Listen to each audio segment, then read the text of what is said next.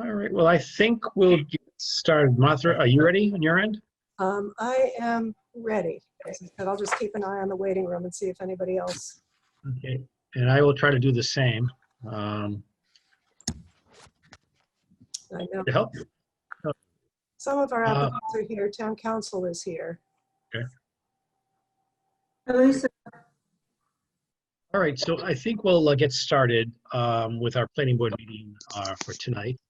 I'll start with some opening remarks. So as a preliminary matter, my name is Pete Pecos. I'm the chair for the Newbury Planning Board. Please permit me to confirm that all members and persons anticipated on the agenda are present and can hear me. Planning board members, when I call your name, please respond in the affirmative. George Morse. Yes. Thank you. Larry Murphy. Yes. Thank you. Leslie Matthews. Yes. Thank you. Woody Knight. Yes. And thank you. And Mary Stone. Yes. All righty. Town Council Lisa Mead. She's muted. Yes. Thank you, Lisa. Town staff Martha Taylor. Yes? And Emily Noble. Yes. Great. So anticipated speakers or presenters are on our agenda for tonight. Please respond in the affirmative. We have Christopher York. I'm here. Great. TJ Melvin.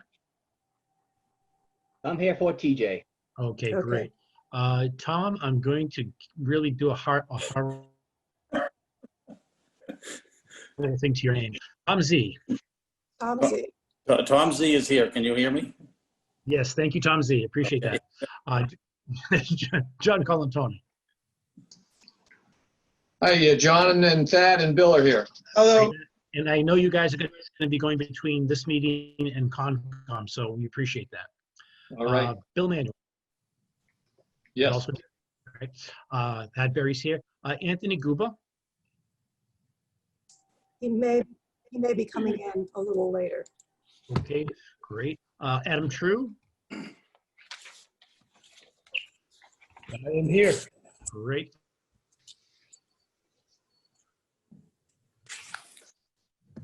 Thank you, Adam. Maybe not yet. Doug DeScendis. All right. Adam, is Doug coming tonight?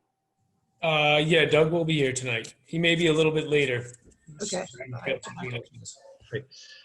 So good evening. This is October 7th, 2020 open meeting of the Newbury Planning Board is being conducted remotely consistent with Governor Baker's executive order of March 12th, 2020 due to the current state of emergency in the Commonwealth due to the outbreak of COVID-19 virus. In order to mitigate the transmission of COVID-19 virus, we have been advised and directed by the Commonwealth to suspend public gatherings, and as such, the governor's order supersedes the requirements for the open meeting law to have all meetings in a publicly accessible physical location. Further, all members of public bodies are allowed and encouraged to participate remotely. The order, which can be found posted with agenda materials for this meeting, allows the public bodies to meet entirely remotely so long as reasonable public access is afforded so that the public can follow along with the deliberations of the meeting. For this meeting, the Newbury Planning Board is convening by video conference via Zoom as posted on the Planning Board's agenda, which can be found on the Planning Board section of the town's website, which identifies how the public may join. You may join us by going to http Zoom US and entering meeting ID 832-7141-3056 or by calling 929-205-6099 and entering the meeting ID number 832-7141-3056 when prompted. Please note that this meeting is being recorded and that all attendees are participating by video and or telephone conference. Meeting materials were provided to the board members prior to the meeting for review. Applicants or their representatives may be called upon to speak and if needed, share information to the screen. Please state the intention after you have been called. So we have some basic ground rules for this meeting that we've employed. Before we turn to those, I'd just like to go over those. As the chair will introduce each speaker on the agenda. After speakers conclude their remarks, I will go down the list of the members, inviting each by name to provide any comment, question, or motions. Please hold until your name is called. Further, for all attendees except board members and staff members, please remember to mute your phone, which would be *6 to toggle to mute and unmute, or on your computer, the mute button when you are not speaking. Please use earbuds or earphones with tablets or cell phone. Please remember to speak clearly and in a way that will help generate accurate minutes. Please be aware that video participants can see you and that you should take care not to screen share your computer. Anything that you broadcast may be captured by recording. For any responses, please wait until I yield the floor, and be sure to state your name before speaking. If board members wish to engage in any discussions with other members, please do so through the chair taking care to identify yourself when you wish to speak. Or regarding public comment, there will be an opportunity for public comment and questions during public hearings. After board members have spoken, I will afford the public an opportunity to comment and or ask questions. I will see questions and comments through the raise hand function. For video participants, you can access this function by clicking on the participants button, which is showing the menu below the photo gallery at the bottom of the Zoom screen. You would hover your cursor over this area if you don't see it. A list of participants will open and display on the right. At the bottom of this participants area, you'll see the option to click raise hand button. Please ensure your name is fully and correctly displayed on the participant list. You may rename yourself by using the more function next to your name. For telephone participants, please use your keypad while in the Zoom meeting. The raise hand function is *9. I will then allow questions and comments from members of the public who have raised their hands in the order which they are listed. The system lists in order who raises their hand first. Each participant will be called on to provide his or her name, address, and then ask the question or make a comment. I will afford the applicant or participant or his or her representative an opportunity to reply. Your hand will be lowered when you have been given the floor for your questions. I will then continue down the list of those in the raise hand column and again afford the participant, applicants, representatives an opportunity to speak. Should there be any physical or electronic submittal of questions or concerns, they will be read into the record. And again, the participant, applicant, representative will be afforded the opportunity to speak if that is raised has not been addressed. Again, my vice chair will make sure that I do everything by roll call vote. So we're going to have some public hearings which are going to start at 7:15, and those are listed. We do have 2 public hearings, and we're probably going to try to allow about 30 to 45 minutes max for each public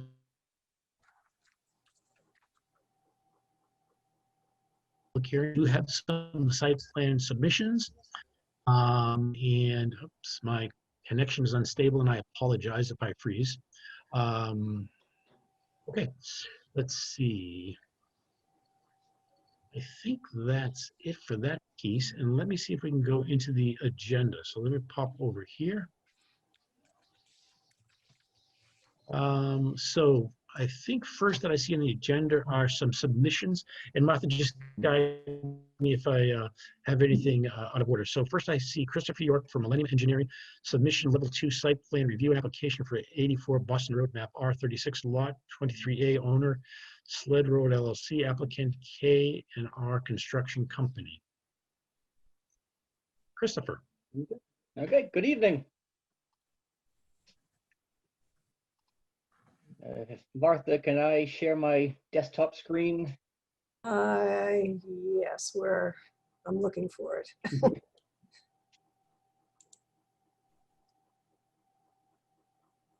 Oh, here you are. Okay, hold on.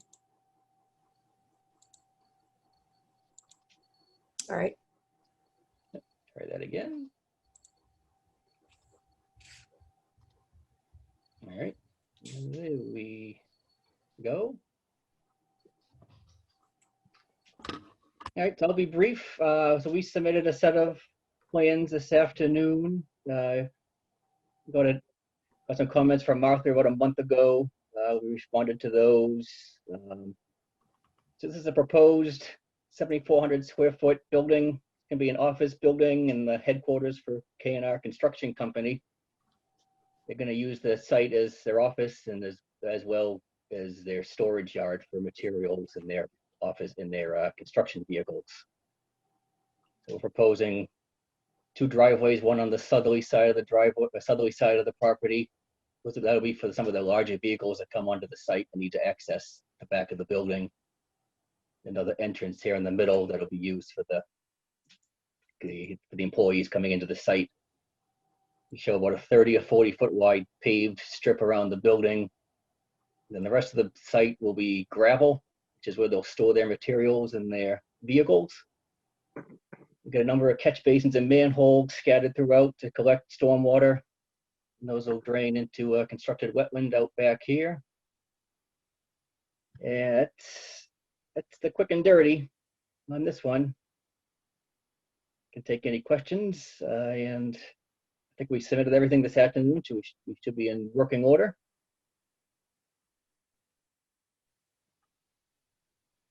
Okay. Martha, do we have any questions on this submission? No, as Chris said, I have reviewed it against the submission requirements. It came in today, so I will admit I haven't had a chance to, or the final came in today, so I haven't had a chance to double check to make sure it's all there, but I think it's in good shape as far as meeting the requirements. Great. So the Does board, anyone? the board will just need to vote to accept it, and then Very good. If there are no questions from board members, I would entertain a motion to accept the submission. I'll move to accept the submission. Second. Okay. Any discussion on the motion? Okay. Seeing no discussion, I'm going to do a roll call. Larry, how say you? Yes. And George, how say you? Yes. And Leslie, how say you?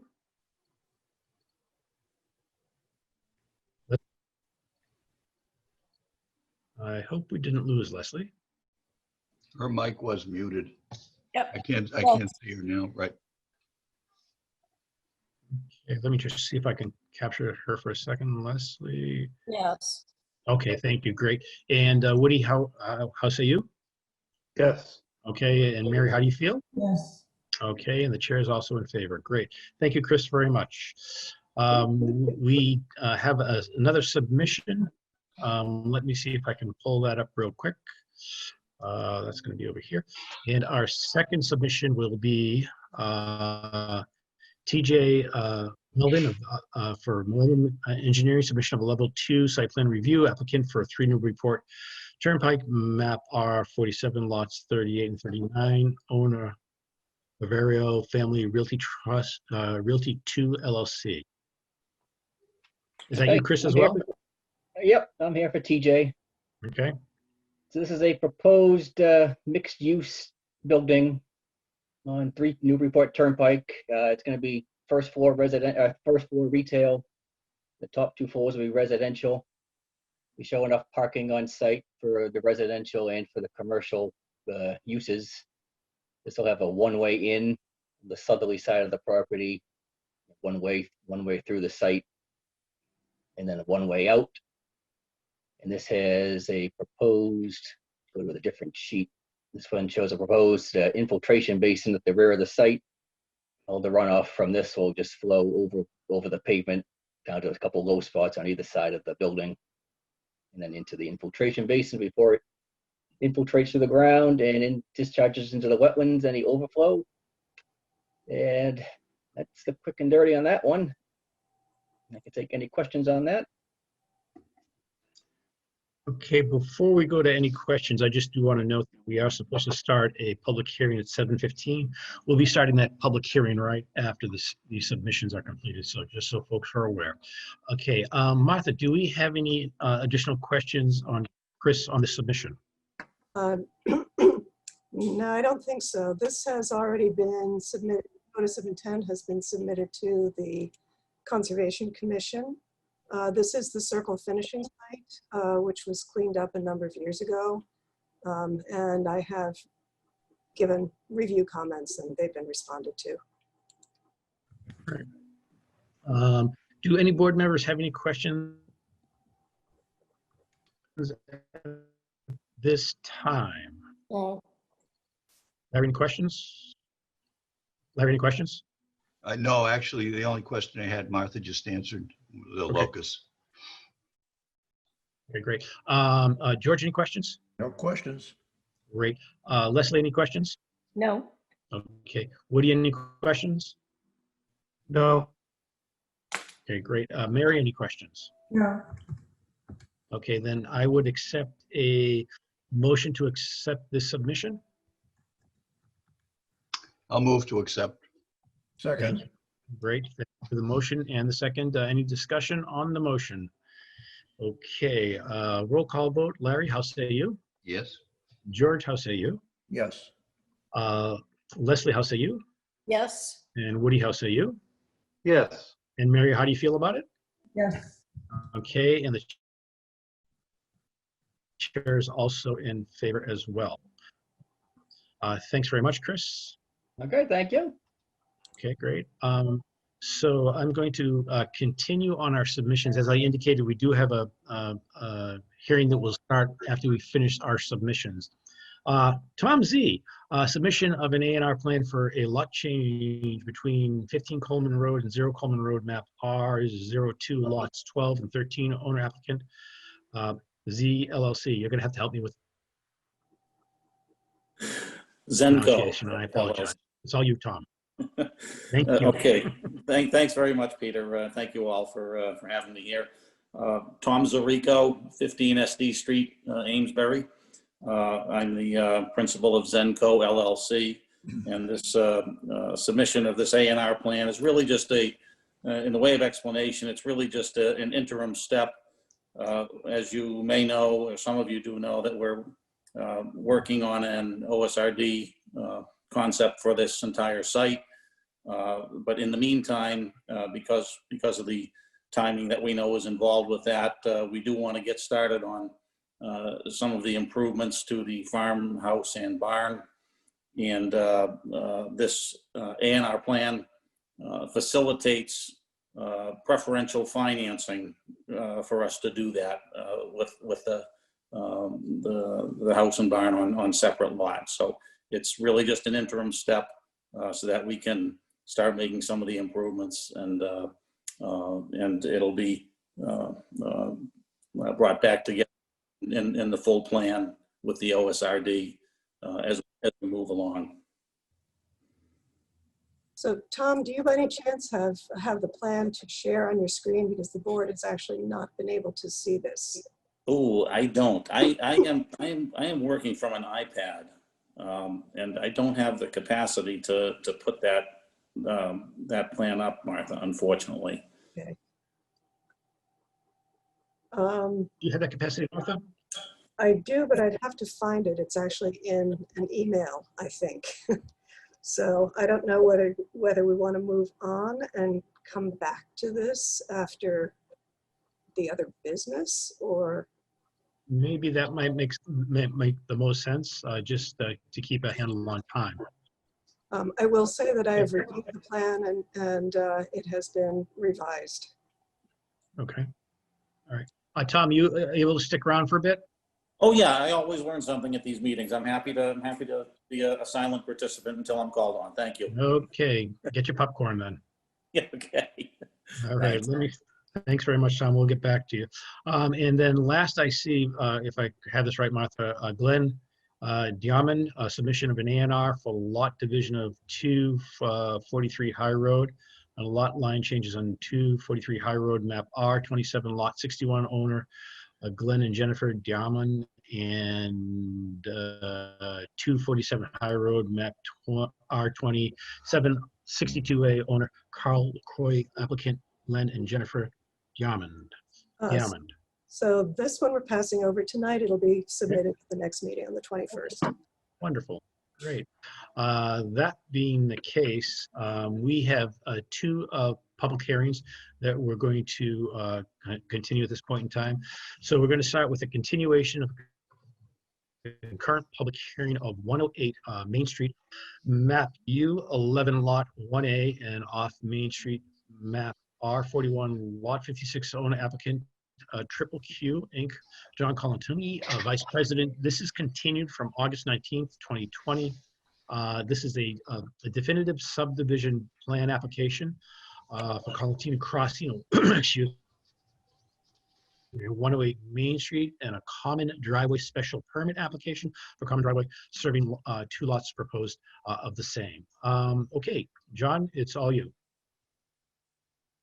Good evening. Pleasure to be here again. I have Bill Manuel, our wetlands man, and Thad Barry, our engineer, with us as well. As you know, it's a 5-house subdivision off 108 Main. We've been here many a times. I think everyone's familiar with the project. I think we have it to where it should be and what the board wants. We were waiting for the response from the peer review, Joe Sawanka. We received that just this Monday. Seems like he's happy with everything except a few little tweaks, which is great. You know, we're hoping for a positive vote with any conditions that have to be made. We have no problem in meeting his few tweaks. It's not a problem at all. It's all minor. And I turn it back to the chair for any questions and anything on that. And Thad Barry or Bill could answer anything we need done. Okay. Thank you, John. I'm going to go first to Martha. Where are we with this and the comments from Joe? So as John noted, we did get the comments from Joe, which I forwarded on. So they seem mostly to do with the grading and some of the BMPs. I don't know, I've made Bill a co-host. I don't know if there's anything that you would like to show on the drawings in terms of what you've done, or any responses that you would make to Joe's comments. I'll put the plan up on the screen. Thank you. Let's just tell them what Sawanka And wants. there are a number of waivers which the board hasn't really reviewed in detail that's come out of the last few meetings. Well, we would have no problem if the board would like, if we want to read down those waivers and we can answer any questions or whatever you'd like. I think that would be helpful.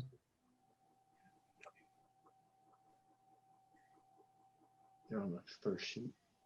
I think on the first sheet, yeah. We're gonna go to the sheet with the waivers. Okay. And has anything changed from the last time you were here with regards to any of the design at all, John? No. Okay. What you saw is what Mr. Sawanka got to answer his questions. You know, to Okay, make great. sure everything was all right. Right, so that includes increasing the diameter of the turnaround at the cul-de-sac to 60 feet. That's all included in the final plans. Yeah. Yep, that's everything that you have seen, Mr. Sawanka has seen. It's the final plan. Okay, thank you. So obviously the first waiver, that we're looking for, obviously the length of road. Can you make And that based on larger by our, chance? I'm sorry. Could you make that larger by chance? Because my tired eyes, or my older eyes, have a hard time actually making. I'm with you there. Yeah, you might need to. How's that? That's much better. Can everyone on the boards read that clearly? Yes. Yes. Larry? Uh, Okay, George? Woody? Yes. Okay, and Mary? Yep. Okay, great, thanks. Okay, go proceed, please. So one of the first ones is the radius at the intersection of our road and Main Street. There's one side that we don't have the 30-foot radius at the intersection. However, the radius for the pavement fits in, fine. The next one is the length of the cul-de-sac, where we have a 794-foot cul-de-sac. The maximum allowed is 500. Per our work on, doing some different options with the roadway, we are looking for a 40-foot right-of-way for that stretch of roadway that comes in along lot one, and then transitions back to the 53-foot right-of-way near lot one. And you have a general dimension for a cul-de-sac diameter of 165 feet. Obviously with a center island, we're not doing that. We're basically paving the whole interior with the radius per the fire department's requests. We're also looking for a waiver for no sidewalks, as we discussed earlier, and then a waiver on the environmental analysis. Typically, the stormwater regulations with the notice of intent is basically, when you couple all that together, that's really an environmental report that we prepare, but it's just in a different type of a format. Caroline, here's your stuff. Okay. So, Let me see. so Mr. Chair, none of the waivers have changed from the beginning, except the sidewalk situation when we, move the road over, that the board seemed to like. The road length has actually shortened a little bit compared to what it originally was when we started the process, as you might remember. And Probably not enough. and is there any other waiver that was added besides the? The only other waiver that was added would have been the change in the right-of-way, the dimension of the right-of-way. From 40, obviously from 53 to 40 feet.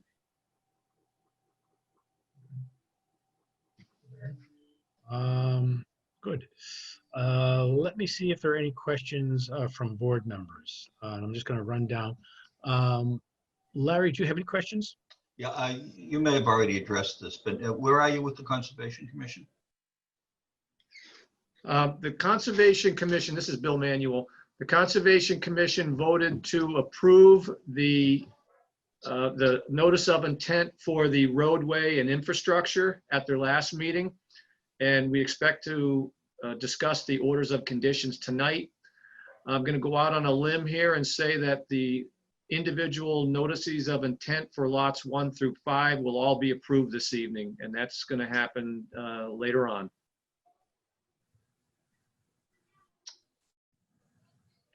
Okay, and I assume the fire department has looked at these dimensional waivers and they're okay with it? Yes, the reason that it went to the 60 is there was some confusion when we had it at the 50, so they wanted it at the 60, and that's what we changed it to. Yeah, that's all I have, Pete. Okay, thanks, Larry. George, do you have any questions? No, I don't, Peter. Okay, thank you, George. Leslie, do you have any questions? Just quick clarification. The radius for the opening for Canatola Way and Main Street, what one side is wider than the other, is that correct? And would it be north or south? One side has the radius on it and one side doesn't. And is it because there's a utility pole there or just boundary? No, it's just we positioned the roadway in that area for better intersection alignment with the driveway across the road. And there wasn't an intersection, there wasn't a radius under the original property line in that area. Okay, thank you. Okay. Thanks, Leslie. Woody, do you have any questions? No, no, I don't. Okay, thanks, Woody. Mary, do you have any questions? No. Okay, great.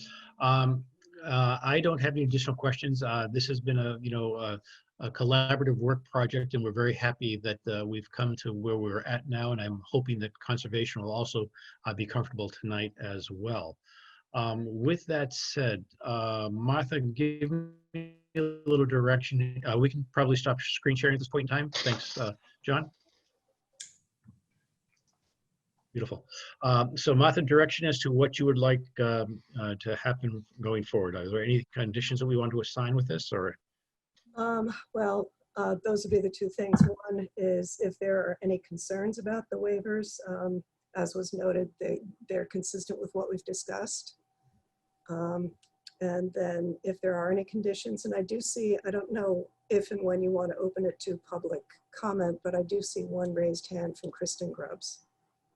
People, before you do that, there is one question I have I forgot to ask, if I may. Yes, Larry. Where are we with the homeowners association documents? The homeowners association documents would be a condition for if the subdivision is approved, the homeowners association documents, a condition that the board would get to see them before they're active. We never do the homeowners association documents before because we don't know if we have a subdivision to do them for. But making that a condition is not a problem at all.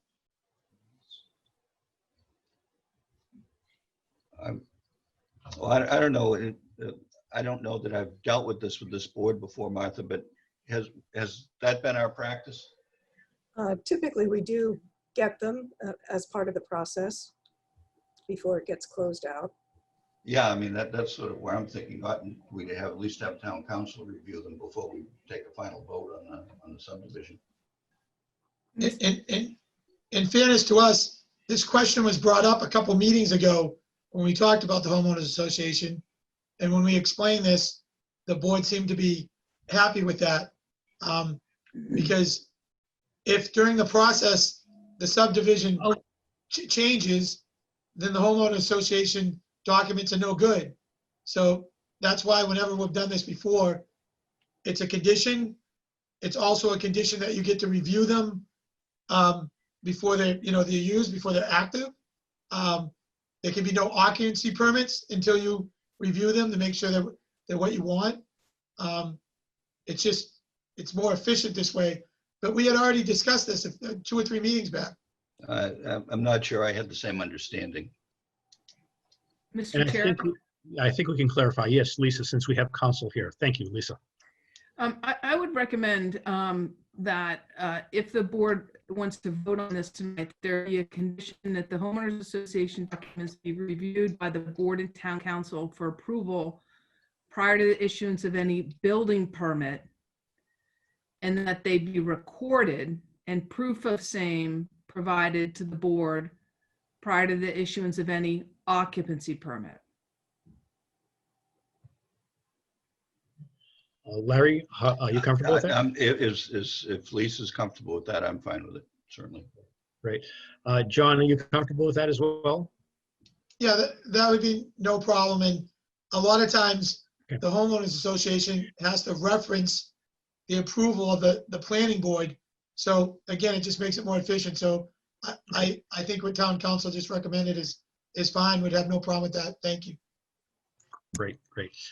Any other questions from board members? I'm just going to do a quick, Larry, you're okay. George, you're okay. Yes. Okay, Leslie, you're okay. Yes. Woody, you're okay. Yes. Okay, Mary, you're okay. Yep. Fine. All right, that being the case, Martha, yes, I'd like to open this up for any public comment from any individuals who would like to ask a question at this time. Thanks. All right, I see Kristen has her hand raised. Okay, great. So Kristen, you'll need to, Hi, I'm Kristen Grubbs, 28 Elm Street. I haven't been able to attend previous hearings, so I recognize and respect that there's been previous discussions, but I just thought it might be a learning opportunity for me and others. And my question is, what's the criteria that the board uses to approve waivers? In this project, I'm particularly interested in the road length waiver. I know the rules and regulations, have been set up by the town for certain reasons. And with the road length being 500 feet in the rules and regulations, I'm just I guess, questioning the length of the road in this case and the amount, that particular approval of that waiver. So Kristen, I just want to make sure, is the question to the board or to the applicant?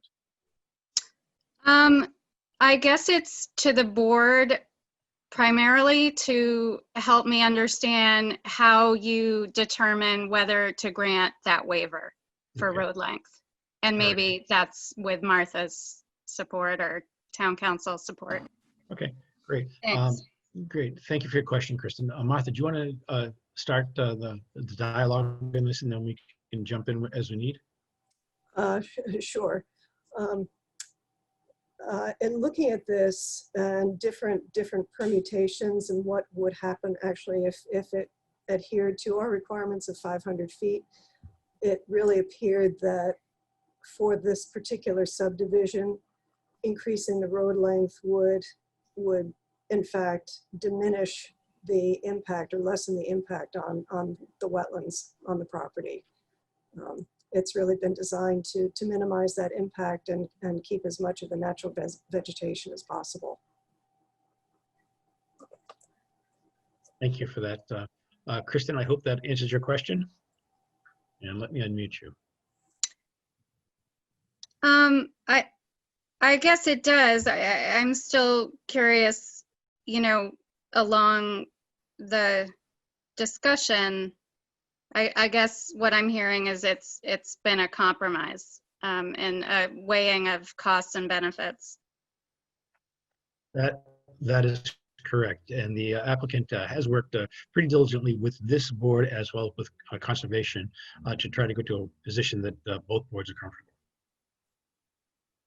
Thank you. I think just as a general comment, I find that the waiver of road length is of concern to me in a number of, historic projects and moving forward.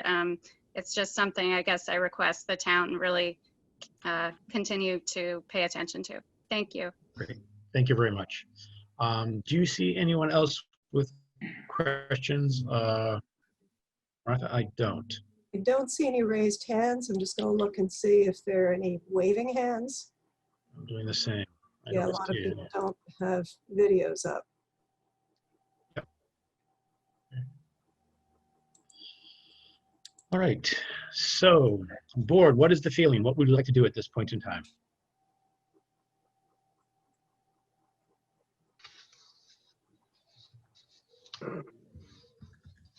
Well, it's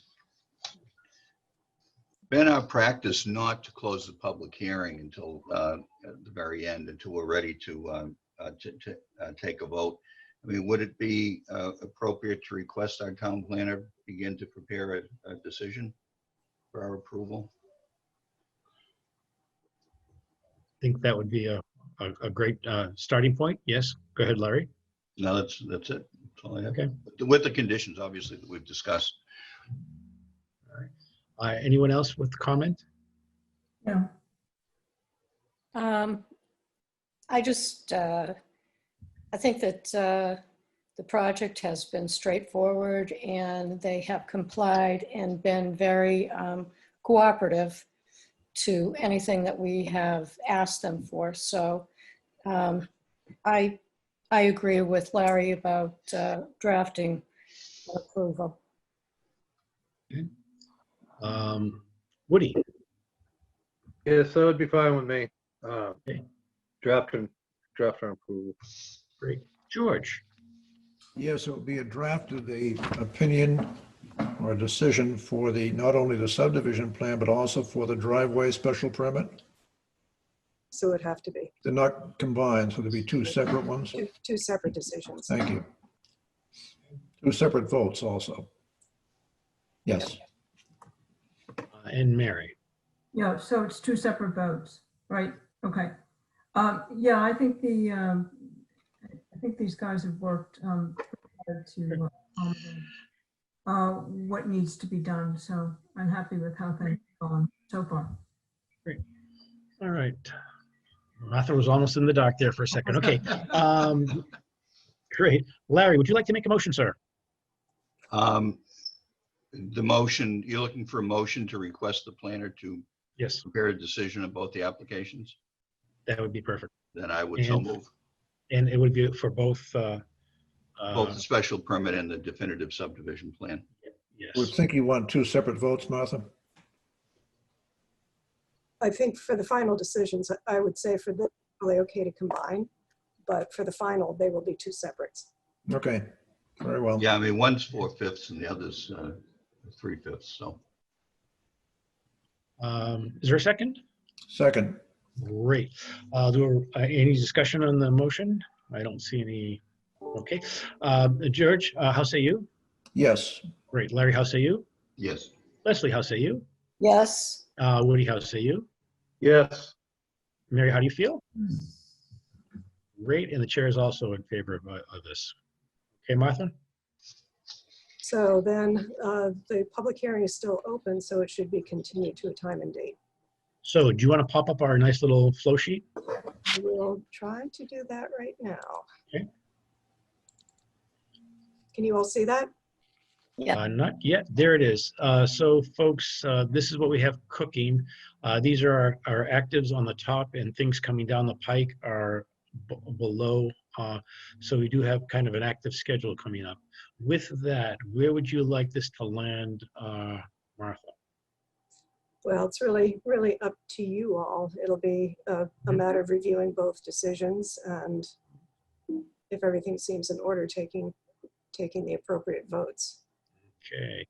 Would 4 weeks give enough time to accommodate all of that decision writing, considering your current load? To November 4th, Yes. that should work.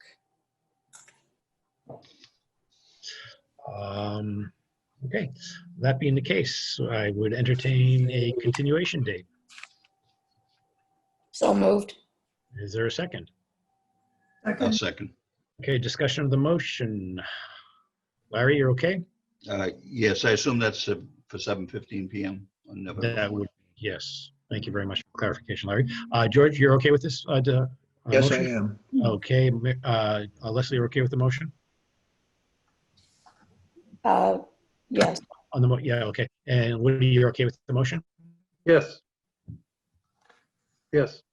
And Mary, you're Yes. also okay with the motion? Yes, Okay, yes. great. Then I will do a roll call. Larry, how say you? On the Yes. motion? Okay, George, how say you on the motion? Yes. Leslie, how say you on the motion? Yes. Woody, how say you on the motion? Yes. Great. And Mary, how do you feel? Yes. Great. And the chair is also in favor. Thank you very much. Great.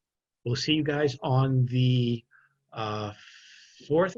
And we have you lined up for 7:15 slot. Thank you very much. Appreciate all the time. Thank you. Good luck with conservation tonight. Thank you. Okay, great. Okay, Martha, I think we can probably pop up. Hold on, the sorry. screen. Yep, you take your time. And we appreciate the patience of the public and audience, because we're kind of doing a number of things.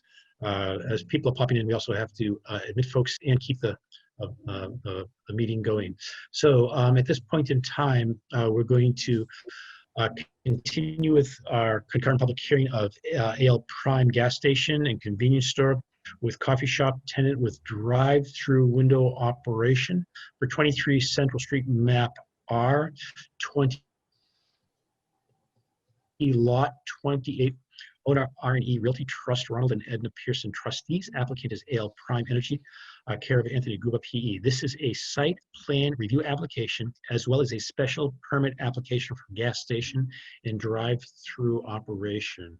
Tony, will you be starting for AL Prime? Anthony? Yes, I will. Can you hear me? Before we start, I just want to remind everyone, I've recused Yes. myself and I'm going to mute my microphone. Thank you very much, Larry. I'm sorry I didn't say that. Thank you. And also, Larry? Mary's participating in Larry's stead. Thank you. Thank you. All right. Anthony, go right ahead, please. And do you need to screen share at this time? I can screen share, yes. Like, if you feel it necessary, go right ahead. Yes. And he's set to do that.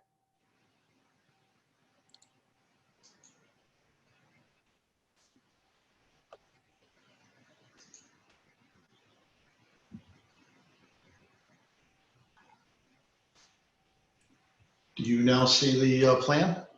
We can, thank you. Okay, good. So again, my name is Anthony Guba. I'm a registered professional engineer and employee of AL Prime.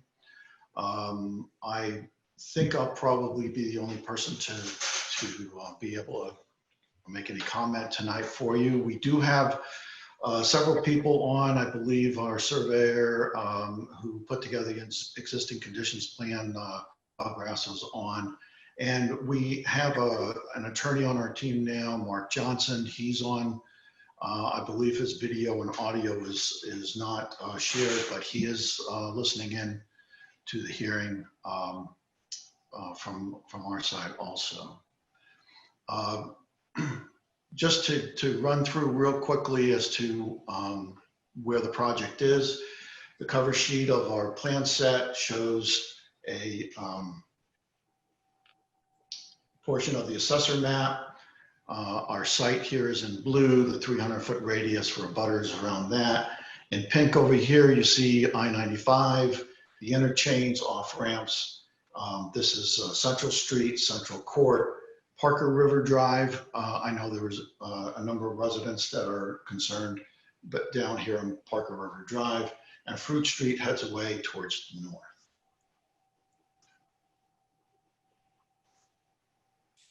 To give you an aerial feel for the project, our project would be located in this area here. This is the Pearson Plaza, the I-95 overpass, and again, Central Street and Central Court are marked on the plan. I guess what I'd like to start with, I know there's a number of concerns. People in the neighborhood and in the community are concerned with what we're proposing to do. And I know that there was a note that went out asking people to submit their opposition to this project based on some of the concerns that people had. So I wanted to address some of that up front. I didn't have a chance at the last meeting to talk to some of these items. The increased traffic concern, we've had our traffic consultant do a study. He since revised it based on the peer review comments. And then following that, the town's consultant peer review reviewed the response and basically said that what we've done and how we've changed the plan is all reasonable and acceptable. So I think at this point, from a standpoint of traffic, our consultant and the town's consultant both agree that the project is reasonable, that the amount of traffic that will be generated is not unreasonable, and that the level of service at the intersections for Fruit Street and Central Court are both relatively unchanged in the before and after development scenarios. From the safety standpoint, I know that there's a bus stop that's close to the station. I understand that it's moved around some, and presently it's located directly across the street on Central Street. The children going to school, or high schoolers, both get picked up at the same place, just west of the intersection with Central Court, and sometimes meet in the driveway of that abutter, and sometimes in the sidewalk in front of that, or even down towards the crosswalk near Fruit Street. I don't see that this project creates any kind of a safety issue for that. The children are located in a sidewalk that is set back from the street. When the bus is there, there's obviously the traffic laws to stop the traffic. Tony, yes. I don't want to interrupt you, but I think rather than go into the this and that type of discussion right now. I'd like to get to the components of the facts. There was a sidewalk. We haven't discussed the sidewalk. The board hasn't reviewed the correspondence from our peer reviewer, which came out yesterday. So I don't want to jump the conversation before we should. So I think it might be best if we kind of just dial it back a little bit, just go discuss the project. There'll be a lot of time for specific comments as questions are raised. So this way the board can then hear your information, and then we can discuss our site walk. So that'll be a better blend, I think. That might be a better direction if you don't mind. I know that there's at least 60 or 70 participants on this call right now. And I believe the majority of them are people who are have been reacting to this particular flyer. And I think that there are issues on this flyer that are not accurate, and that possibly if this is the only thing they're looking at, it would help to voice the fact that some of this, we have addressed all of these issues. And last meeting, when some issues were brought up, I was not afforded the opportunity to talk about them. So that's why I thought it would be more important to put that up front. If that's how you want the design of this discussion to continue, that's up to you. I'll try to keep this brief.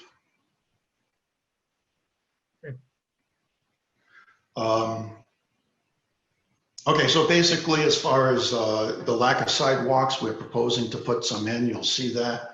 As far as lack of necessity, I know that from a standpoint of zoning and municipal law, the fact that there's a competition or additional business going in is not a reason that should be considered for denial or conditioning a use.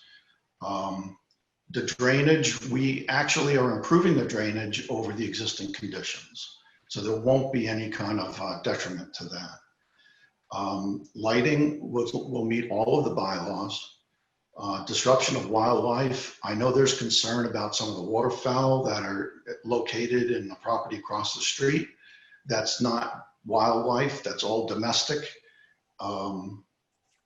There's a concern here about emissions. We will be installing state-of-the-art vapor recovery systems that are inspected annually and under a strict program under Mass DEP.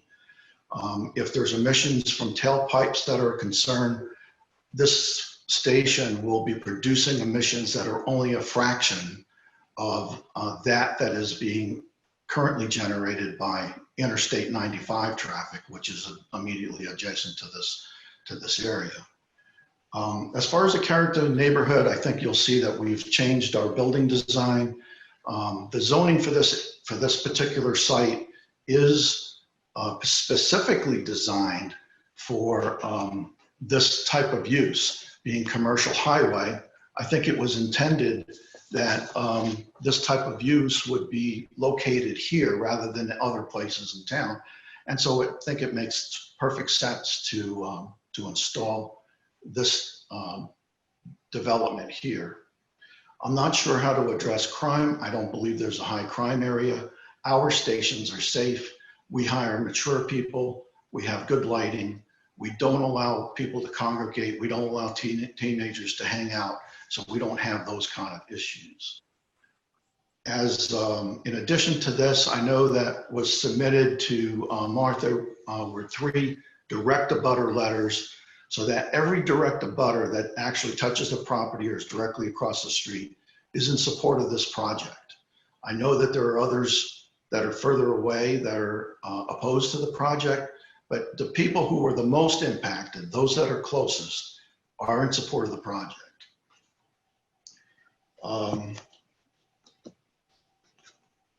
We also looked at the last meeting, you mentioned the possibility of considering a layout for this property that would be reverse of what a typical station would be.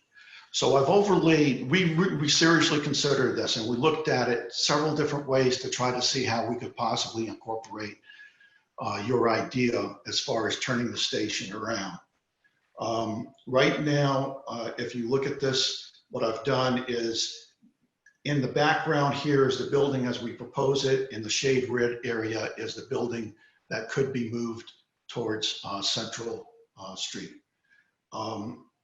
And here, shaded in blue, is the fueling area, which is presently underneath where the building would be, and it's moved towards the rear of the property.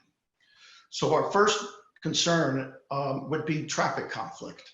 As you can see, with the red lines, could possibly be the drive-through queue if it was extended as far as possible all the way around the outside of the property to the window alongside the building, and then people would exit. If that was located in that location, there would be a traffic conflict with fuel customers who come in, use the fueling islands, and then have to cross over the drive-through queue in order to be able to also exit the same driveway. If we locate the queue instead of all the way around the outside of the property, put it between the building and the fueling islands, we now create a conflict with the people who are trying to walk between the fueling area and the station and the store, and where the queue would be located. In this case, the queue would also be shortened to significantly less than what it is on what we're proposing. This layout would require all the traffic going in and out of property to have to use the narrow sides of the building that's moved forward, as opposed into the layout that we originally proposed, where the traffic only for the drive-through would be using the aisles on either side of the building to go around. All the fueling traffic, which is the majority, and traffic that is walk into the store or to the coffee operation would be out front and would not have to travel around the building. And that would reduce the restricted travel around the building itself. With the drive-through window this close to the street, there would be also the possibility of traffic conflict between the traffic that's leaving from the fueling area, traffic leaving from the drive-through window, and the fueling area traffic trying to drive by on the right side and then having someone cross over. If the drive-through guy wanted to go left and the fuel guy wanted to go right, there's going to be a conflict in this area here. We do not expect that we expect only a small portion, a very small fraction of the patrons that use our store will be pedestrians. Moving the store to the front will not serve the need of most of our customers, which will be driving to the site. And so for that reason, that's not a reason to move the building forward. The other issue would be if we have this kind of a setup, we would be required to completely reevaluate our floor plan and have more than one point of entry. We personally prefer to have a single point of entry, a main point of entry to the store, mostly for security reasons. We have other doors that are emergency exits to meet the building code, but all of the customers in a normal situation are directed to enter and leave the building in one entrance. By moving the building to the front, we now are forced to have two entrances, which becomes a security issue for the attendant trying to watch both doors. Another reason, another issue that has been a concern for this location is traffic. Reversing this flow will not impact the traffic one way or the other. So for that reason, this would not create any advantage on that end. The civil peer review had a number of things. So as you can see, one of the things that we did since the last meeting was the property to the east. We went out, had it surveyed, and we now have topo for that entire lot in addition to our lot. There was a concern that there's stormwater runoff that may be going onto the lot from this lot, and so we've now addressed that. Other than that, I know that he's not had, I submitted that, our response to the civil peer review fairly late last week. He's not had a chance to review that. So I know that at this point, we don't have any response from him. But I do like to say that we went through all of the comments point by point, and we tried to address every one of them point by point. We agreed we don't have any problems with any of those comments, and we didn't disagree with any of them. So I'm hoping that when the review comes out, there will be a lot less concern, if any, on it. Another issue that came up is the fact that on our plans, we're showing grading and stormwater sedimentation barriers that actually are outside our property lines. And so we always had an agreement to be able to get an easement or additional land if necessary to make the project work. So we formalized that since the last meeting. We have now an easement line, which you can see outlined approximately 10 to 15 feet outside of the property bound. It goes all the way down to the front property line and then extends all the way out and circles the catch basin that's on the Pearson property, because we do intend to tie into that catch basin. So all of the work, all of the sedimentation barriers, everything that we plan to do will now be contained within the easement area.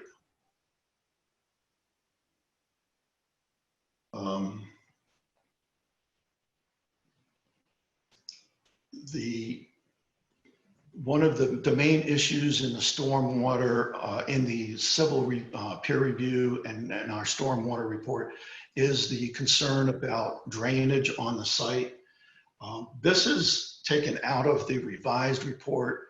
And as you can see, even using the additional half acre, which increased the area that we're looking at 50% over the site itself, we will be reducing flow rates and volume amounts of runoff in all three rain events, 2, 10, and 100 year, and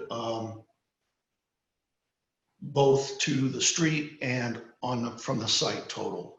What that means is that basically we will be reducing any potential for downstream flooding to any downstream property from the existing conditions. In a large storm, a 1% storm, 100-year storm, as much as 80%.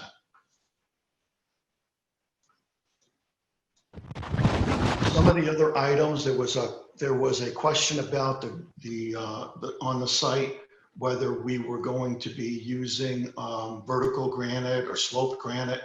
The plans have all been changed. We do intend to use vertical granite all the way throughout the site. At the front of the site, we eliminated the catch basins and put in trench drains.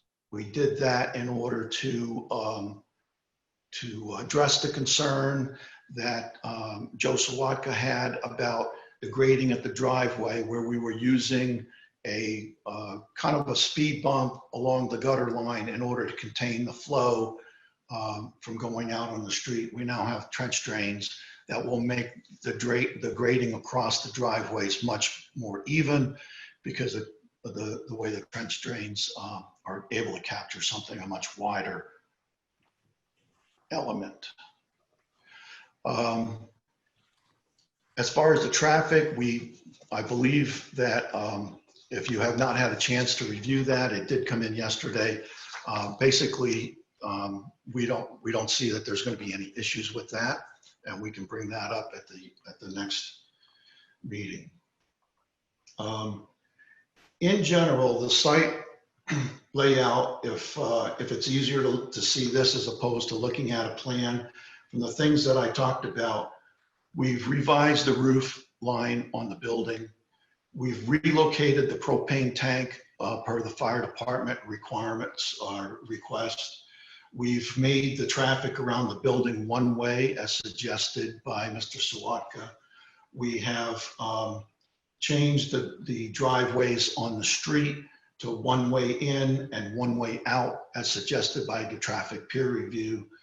Doing that, we also narrowed those driveways, which increased the landscape area out here in the front.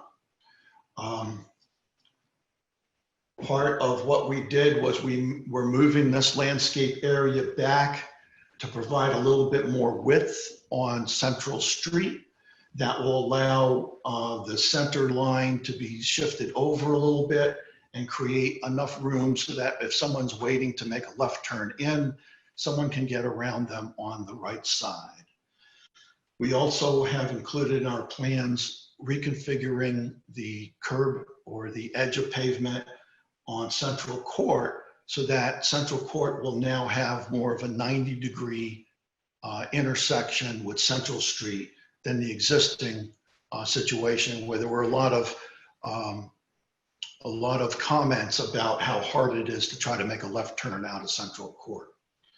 Not shown on this, but shown on the overall plan here, you can see that we've also incorporated the traffic peer reviews comments about adding sidewalk between the crosswalk near Fruit Street to our driveway. And we're now showing that as being part of what our project would include.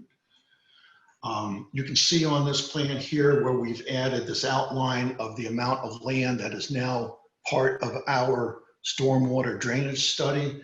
This part of the property to the east belonging to Mr. Noyes does run off onto the site. We will capture that water when it comes onto the site and will be treated on our site along with the same stormwater infiltration system that we've designed for our own site. And the sizing of that system has been increased in order to be able to handle that. A concern was about the overhead electric. We previously showed electric from the pole out front and then running overhead down the east side of the property into the east side of the building. We've changed that to underground as was suggested. We've made some minor changes to the plan as requested by the fire department to make the fire alarm monitored and to include the fuel island suppression system as a zone. We have a new landscape plan in the set. That was a comment that the previous landscape plan was not stamped. We now have a plan in the set that was stamped by a registered landscape architect. We have a new lighting plan. There was a concern about the fixtures being used exceeding the 10,000 lumens. That is one of the sections of the parking bylaw or the parking section of the bylaw. And the new lighting plan now does not have any fixtures that exceed the 10,000 lumens.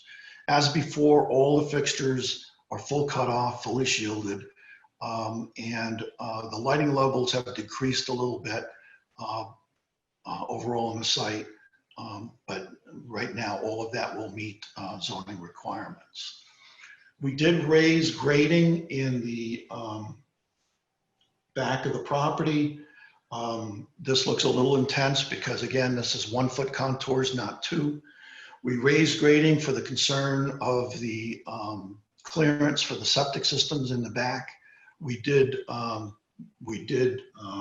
provide that now. We also had an additional test pit put in the back in this area where the primary septic system would go. And right now we have over 12 feet between the groundwater and finished grade in that area, allowing us plenty of room for the septic system to be able to fit in there with all the clearances required. Previously, we showed a detention area in the front and in the back. Those are now going to be flat grass areas with subsurface infiltration.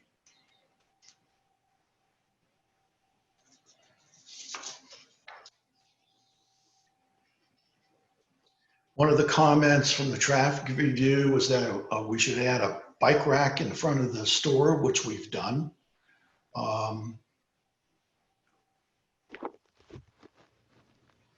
And another issue that came up from the conservation agent was that we should be using the Cornell extreme precipitation tables for our stormwater study, as opposed to the typical Essex County tables that I use. So I updated that. That was also created an increase in the runoff amounts, and we've adjusted all of the infiltration systems to be able to account for that. So we do meet that requirement now.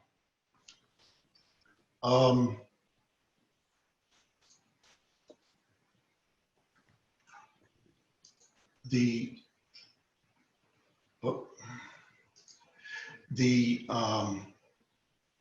stormwater plan has been updated. It now shows this area on the abutting property, how that was broken up and how that infiltrates or how that is captured on the site, and then those areas that it is now part of. Again, there's the new landscape plan with the landscape architect stamp. There's the new lighting plan. I can go into more detail on this, but I know we all press for time. We recalculated all of our turn swept path analysis for the trucks, emergency vehicle, based on the narrower driveways, to confirm that the transport trucks, emergency vehicles, and passenger vehicles can all still negotiate the driveways. That didn't really change the drive-through queue, so those numbers basically stay the same and that path stays the same. Our floor plan basically stays the same. There's a couple minor changes because I flipped the electrical and water service in order to accommodate the underground electrical. But other than that, the floor plan basically remains the same. What we did do is we changed the roof line. So instead of a flat roof with a flat fascia, we now have a pitched roof building. This would be an idea of how it would look. We threw the Dunkin' Donuts label on there. We don't have them confirmed as a tenant yet. We'd like to get them as a tenant, and we continue to use them in our traffic analysis, because my understanding from all of the traffic experts is that Dunkin' Donuts generates the highest volume of traffic. And so, being conservative, we'd like to continue to use those, use them as in our traffic analysis, with the idea that if there's someone else that goes in there, possibly a Best Eaton or Tim Hortons or whatever else might be available, the traffic would not be worse than what it would be with a Dunkin'. The store is basically, again, the same. The floor plan didn't change. We have changed the exterior treatment some. Instead of just being split face block, we now are looking at a knee wall of block that would be painted white. And then that would have a cap on it. And there would be clapboard above that. And again, the pitched roof. Hopefully this would make it look much more, have much more of a New England character to it. And less industrial as the last station was characterized. What we're proposing for this station or for this location, let me just point out the signage really hasn't changed. I mean, the roof line changed, but basically what we're proposing is signage that we think is all within the bylaw, meets all the bylaw requirements. If I'm wrong on that, we'll adjust it. We're not looking to seek any kind of variance or a waiver on signage, and we're not looking for you to approve anything that would not be in keeping with the bylaws to what is allowed.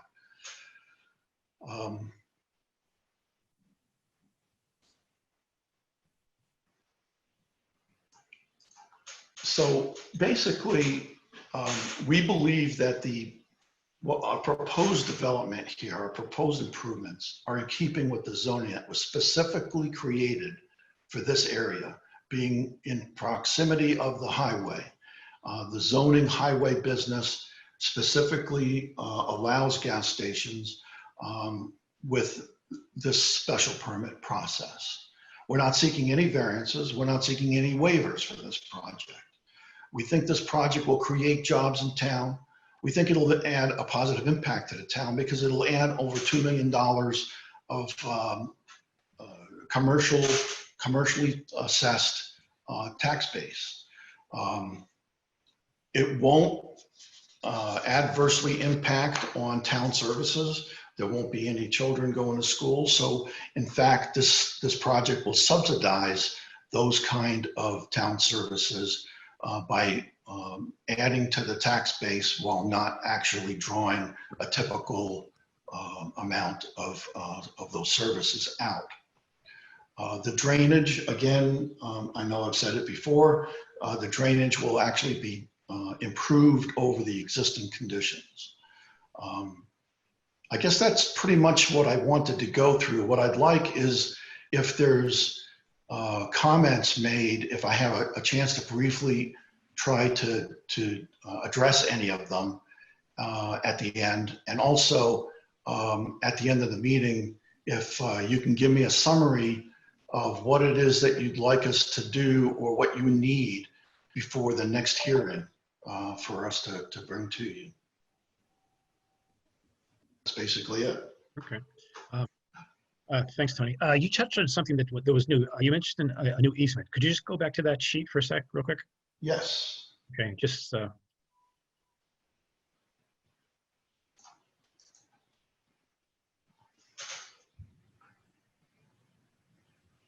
if you can make that larger for us.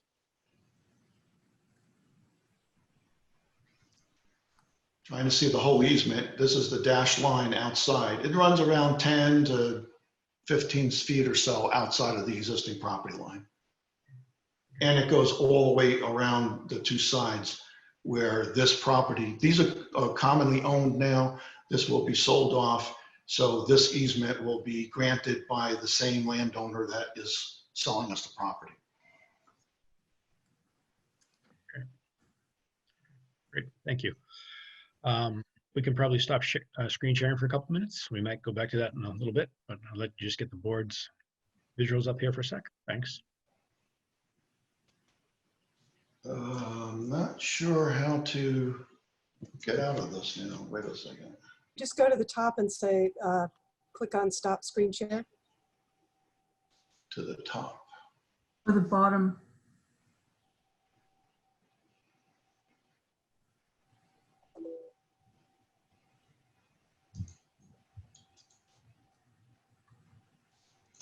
Yeah, this is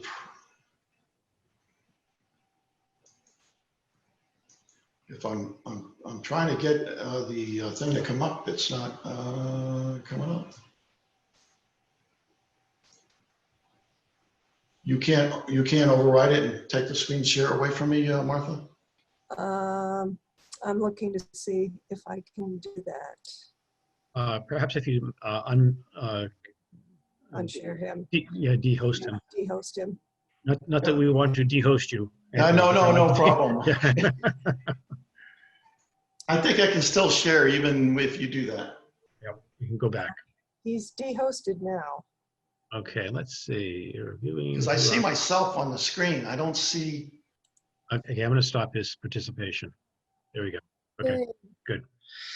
All right. Sorry about that. No, that's okay. No, it's technology, and we're all learning it every time I think we do one of these things. I just want to thank you for that. We did do a site walk on the 17th. And I just want to bring the board in to kind of discuss that site walk. And I think on the site walk, Mary was there, Woody was there, Leslie was there. So we were, and Martha, were we there about 9 o'clock, 8:30, 9 o'clock? I forget the time. Yes, we started at 8:30. Okay, great. So we did a site walk on the 17th at 8:30 in the morning, and I just want to ask the board members their observations during that site walk with regards to the actual parcel, and also their impression on what they saw traffic was. Mary, do you want me to start with you? You said me?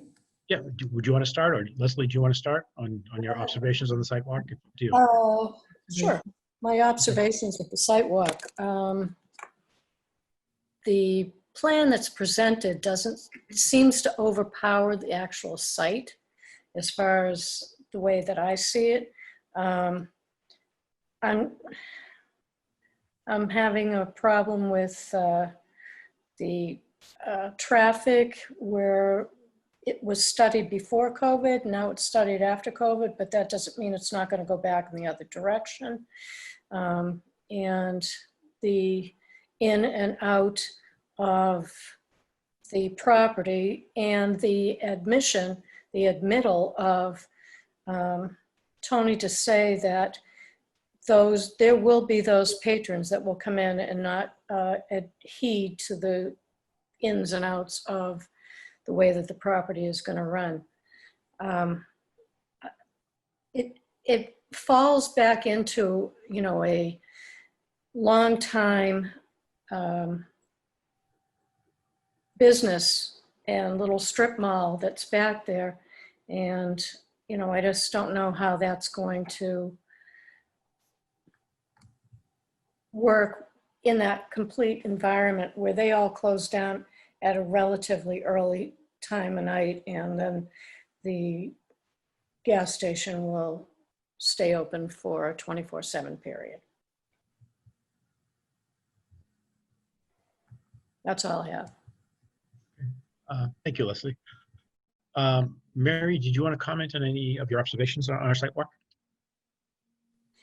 No, I really don't at this time. I want to reserve my judgment, and I want to hear what the public has to say. Thank you. Okay. Woody, did you want to comment on any of your observations on the sidewalk? I will say the traffic is buzzing while we were there. There was lots of things going by. That was one of my bigger concerns there, more than anything. And that's all at this time. Okay, thanks, Woody. Yeah, I will indicate that we do the sidewalk. The property conditions were evaluated and we were guided through, which was helpful. There was a significant amount of traffic that was evident at that time. And it was also, I think, observed that this wasn't even a time when the school was actually in session, and I think that's also was on individuals' minds during that time. So I think that is something that we observed, and we have concerns through that, or I have concerns through that observation. So that is there. I do have a question for council real quick. Lisa, the easement that was now brought into the mix, do we have to have this re-noticed because that took place? That actually is a concern as he was presenting that. If they're actually going to be using the adjacent parcel for part of this property related to the drainage, I have a concern that if that parcel was not advertised as part of the original advertisement, that they would need to advertise again. I strongly suggest Mr. Guba get opinion from council related to that matter. Will that interfere with our discussion going forward tonight, Lisa? No, I think you can go Okay. ahead and finish going Okay. forward tonight. It may impact the next meeting. Okay, so are there any additional comments before I open it up? I want to, Martha, do we have anything administratively that we need to discuss before I ask the board for any other comments or public comments? Not specifically. I guess we have received a lot of emails regarding the project.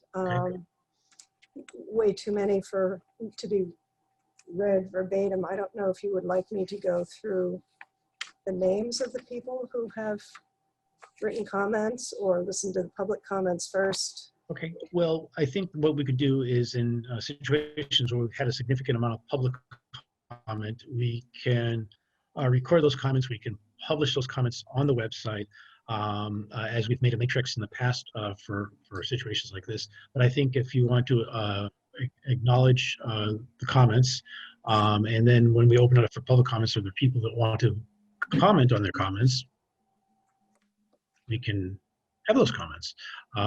Okay, do you want to just quickly go down the list of folks that you've heard from?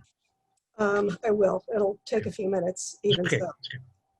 So we've received, I think, six in favor. Mark Sullivan from Fatherland Drive in Byfield, John Rossiter from Colby Lane, Steve Noyes, who is at 25 Central Street, Robert Pritchard at 34 Central Street, Andrew McBurney at 32 Central Street, and hold on just a sec, and Brian Fleming at 9 Courserbrook Drive. And then in opposition, we have received actually a couple of petitions. There's one online as well as an updated handwritten one. And let's see, Elizabeth Marimaldi, Eric Marimaldi, Paul Pierre, 30 Pearson Drive, Leslie Curran, 68 Pearson Drive, Melissa Gaspar, 3 Johnson Lane, Melissa Root in Byfield. I have her address, so I'm not seeing it here. Larry Gaspar, Steve Frainer, and Irina Donskaya at 85 Main Street. William Swan, Nancy Barker,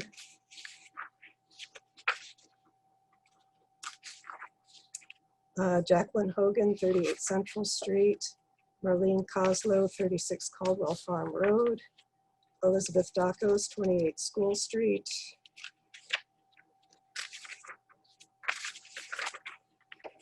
Teresa Duflumer, 154 Elm Street, Elizabeth and Avery Woodworth, 19 Downfall Road.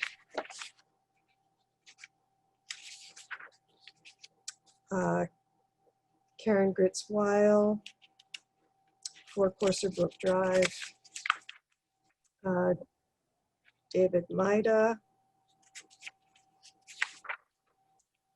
Barry Coslow, Caldwell Farm Road. Susan and Michael Doan, 102 Central Street, Patricia Robinson, Nob Hill, Erica O'Neill and Richard O'Neill, 4 Lenway, Scott Lepinen, 66 Central Street, Brian Mahoney, 13 Parker River Drive, Deborah Rascona, 104 Central Street, Joe Martis, 104 Central Street, Scott Weil, 4 Courser Brook,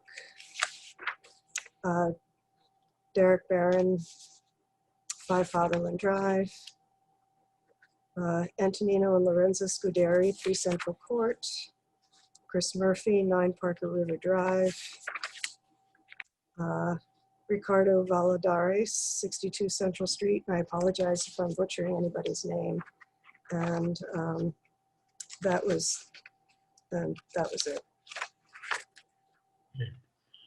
Thank you, Martha. So we will post all those onto the website, and as we get more comments, we'll also put those up so people can review those. And just before we open up to public comment, I just want to run through our board anymore to see if there are any questions or comments. George, do you have any at this point in time? Yeah, I do.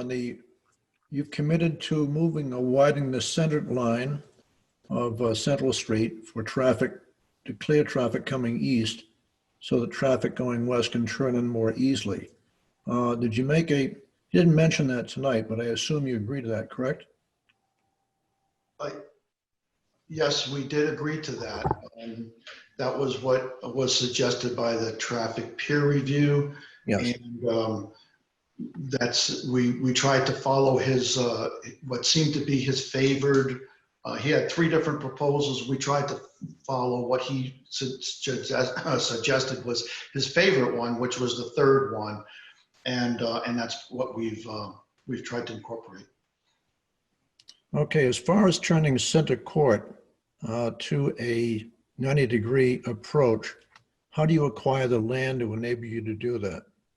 Oh, it doesn't require taking any land. The width of the road is already there, so it's just a matter of cutting back the pavement on the opposite side of Central Court from, well, actually, I guess you should call it the east side of Central Court. So basically, as you would be coming to the end of Central Court, instead of being able to just continue on at that 60-degree angle, you would be forced to turn a little towards the left so that you would come to Central Street at a 90-degree. It doesn't require the curbing, and the radius was already there for the curbing on the opposite side. So on the side that is on the east side, it's a matter of taking pavement away. It's not a matter of taking any property. Okay, thanks on that. One other question, I would assume the egress and ingress for the station would be very well marked. Somebody just drifting in off of 95 might get confused about where the best place is to go in, might cause a problem with traffic coming out, for example. That's the logical entry for them. So I would think it would have to be marked very well. Do you plan to do that? Well, we were showing pavement markings. If you feel that we need more than that, we can certainly add it. I think what works pretty well for other stations where we have controlled driveways is similar to what McDonald's uses at a lot of their locations. They have a little arrow pointing in or out that's alongside the driveway. It doesn't hinder visibility, and it's pretty obvious to everyone which way they're supposed to be traveling on that driveway. And it'll say enter or exit on it. Yeah, I'm thinking of somebody driving off the highway off of 95 at night, coming in not really knowing where they are, and could create a problem just because of traffic flow out of one entrance or the other. I understand that. We're willing to do whatever you think would be appropriate to do that. Thank you. Peter? Thank you, George. Mary, do you have any additional questions at this time? I don't. Okay, thank you. Leslie, do you have any additional questions at this time? Just want to understand that is the plan to add an additional lane for a left-hand turn on Central Street to get into the facility, or is there going to be any widening of that part of the road for, I guess, entering on either side of the facility as you see it on many different locations where there's going to be like a hot spot of business? The road, there wouldn't actually be a separate left turn pocket. The road would be widened enough to allow someone for 2 cars. So it's the same way it is now at Fruit Street. There's not 2 lanes. There's not a dedicated left turn. If someone is waiting to make a left turn, there's enough room for someone to go around them and continue straight if they don't want to turn in. So there's no actual widening of the road. We're not changing the curbing on the south side of Central Street. What we would be doing is pulling the curbing back in the area of the landscape area between the two driveways that we have. And that allows right now Central Street, if you're heading west, as you approach the location and you go by Central Court, you kind of take a slight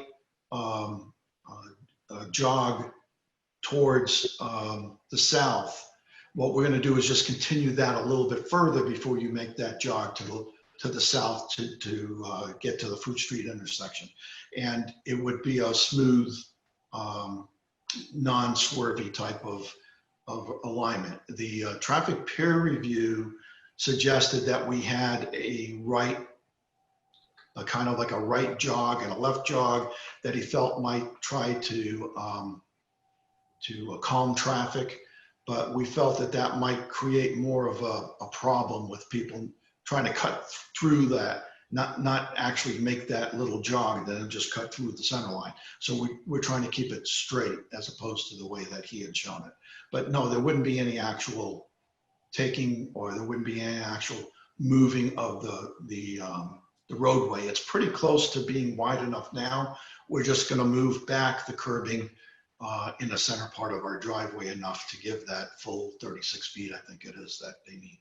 And that will also include a sidewalk area. I know there's not a sidewalk area right in front of like Pearson Plaza, right down there, but on the other side of the street, there is a sidewalk area. There's a sidewalk area on both sides of 95 where it diminishes, but will there be sidewalk area provided on both sides of the street for the safety of pedestrians?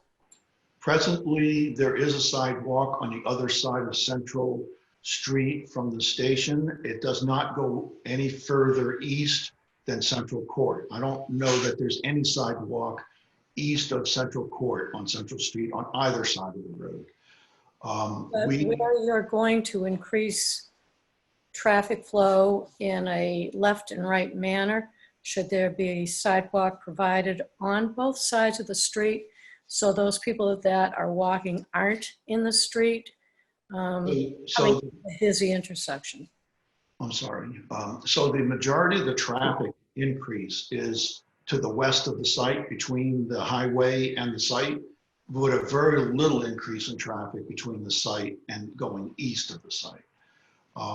We are adding sidewalk on the north side of Central Street between this property and the crosswalk near the intersection of Fruit Street. So yes, we would put in a 5-foot sidewalk there.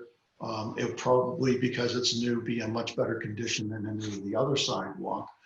And there's no sidewalk there now, so it would be brand new. There is sidewalk already on the other side, so that would be sidewalk on both sides from the station, from Central Court to Fruit Street. I'm not sure of the condition of the sidewalks beyond that. I don't believe there's a sidewalk on the north side west of Fruit Street, but then somehow you jog over from the south to the north as you get to the. No, you're correct. There really isn't any sidewalk pretty much after Central Court and, past Larkin Lane or Corsa Brook coming in the other direction. It might be overgrown for all intents and purposes, but I was just wondering, considering that this probably will be, it's not going to be a walking destination, but it'll be a driving destination, but those people who are walking, this will have an increased traffic impact, that it would be better that they're not in the road. And that's my only question on that. Agree with you 100%, and that's why we've added the sidewalk from the crosswalk at Fruit Street to the station. It'll be set back from the street, so there'll be a grass area between the sidewalk and the curb, provide a little bit more safety, and that sidewalk would be ADA at both ends. Very good, thank you. It's about 100 feet. Yeah. Thank you, Leslie. Woody, do you have anything before we open it up for general public questions and comments? I just have one clarification question. On the easement, is the easement been added for the purpose of stormwater or for other reasons? Around the west side and I guess the north side of the property. Okay, so also going back, and hopefully this addresses the other concern that town council had, or that someone brought up that town council mentioned. The easement area is partially only temporary during construction in order to allow us to put sedimentation barrier further out from the property line. And then secondly, in the long term, to allow grading. It's just a grading easement. There's not going to be any pavement, curbing, landscaping, or anything like that in that easement area. It's just because the site has to be raised some in some places over the existing grades. The site actually sits lower than the property to the east and higher than the property to the west. And by making the property a little bit of a shelf, we're actually cutting in on the east side a little bit and will be higher on the north and the west side. So there will be grading that comes down from the property line. And that's all that easement is for, is just grading, not actually being used for anything. Okay, thank you. I think the board has probably asked the questions that they need to ask at this point in time. So Martha, I think we're going to open this up for comments from folks. And folks, as we open this up for public comment, if a comment is made and it has been stated once, stated twice, probably don't want to continue stating the same comment again. You can make reference to it, but we'll probably be looking for additional new information, new comments. We always encourage folks to please feel free to drop Martha a written comment, and that'll be easier to maintain in the record if you don't feel like speaking public. Okay, Martha, I'm going to have you direct the show as to who is in line first to ask a question. All right, the first person I see is Eric Marimaldi. So he will have to unmute himself. And Eric, you'll need to identify yourself and your address, please. Yep. Hey, everyone. My name is Eric Marimaldi. I live at 28 Central Street in Byfield, pretty much directly across from where this property is. So, I mean, I really have great concerns about this project. I know, and no offense to Anthony, he seems like a great guy. But I believe very little of what was stated by him tonight at all, to be honest with you. I've lived in numerous cities, and gas stations do bring crime. They're right off the highway. They bring traffic for sure. If it wasn't going to bring traffic and business in, he wouldn't be building it there. I mean, that's just the bottom line. He's a businessman. He's trying to make money, but he's not going to put it somewhere where you're not going to get people. I mean, that's just the reality of it, right? So, I mean, I think it's definitely going to jack up the traffic. I don't care what study is done or who says what. I think it's a danger where it is, especially coming from, I apologize. I don't know if it's east or west, but coming from the Triton side around over that hill, people go there at higher than rate of speed than what is stated. On top of that, the other concern I have is the fire trucks. I mean, if you have all this traffic waiting to pull into a gas station and there's an emergency on the other side of town, I mean, how wide is this road really going to be? Is there going to be enough room for all these cars, like he's saying, and then fire trucks to go by? Like I said, I live right at 28 Central. I get a ton of traffic. It is what it is. But it's a busy street as it is, even without this there. All of you have been there and did your study the other day. You said it. It's busy. I mean, we got hit twice pulling into our driveway last year. Within 2 weeks, mind you, because we put our blinker on to go right, and people just think you're going into the plaza, and they cut around you, and they hit you, and so bad that a do not pass sign had to be put there by the state because it was that bad. I just have great concerns about it. you know, and mainly, you know, don't get me wrong, the whole thing, I have concerns with the traffic, but I also, you know, I'm not gonna lie, I live across the street. It's going to be louder for me. I mean, trucks right now that do the logging rumble by my house as it is. But, you know, during the day when there's normal business hours, but a 24-hour gas stop and you have, you know, trucks and cars and things coming by 1, 2 o'clock in the morning, blaring music, doing this. And, you know, I moved to Byfield because it was a nice, quiet, small little town, you know, where the people are nice, everything's clean, everything's run well. I mean, if I wanted to live in a town with a 24-hour gas station, Dunkin' Donuts across my house, I would have moved to Seabrook. You know, not to sell you jerk, but that's the truth. I would have. I wouldn't have moved here. And that's pretty much all I wanted to say. Okay. Thank you. Thank you for your comments, Eric. No Appreciate problem. them. Appreciate them very much and you being here. Thank you. Martha? So next one is Eric Reiner. And again, name and address, please, and unmute yourself. Sure. Good evening. My name is Eric Heidweiner. I live at 2 Pearson Drive in Byfield. So when I first heard there was a proposal for a large gas station, convenience store, and donut and coffee shop in Byfield, seeking a 24-hour operating permit, I was puzzled and concerned. I'm puzzled by the proposal because we have a gas station, and we have 3 convenience stores in the same area of Byfield as this proposed project. One by the post office, one at Pearson Plaza, and an admittedly very small one within the existing Prime gas station. I don't feel this project meets any significant community need.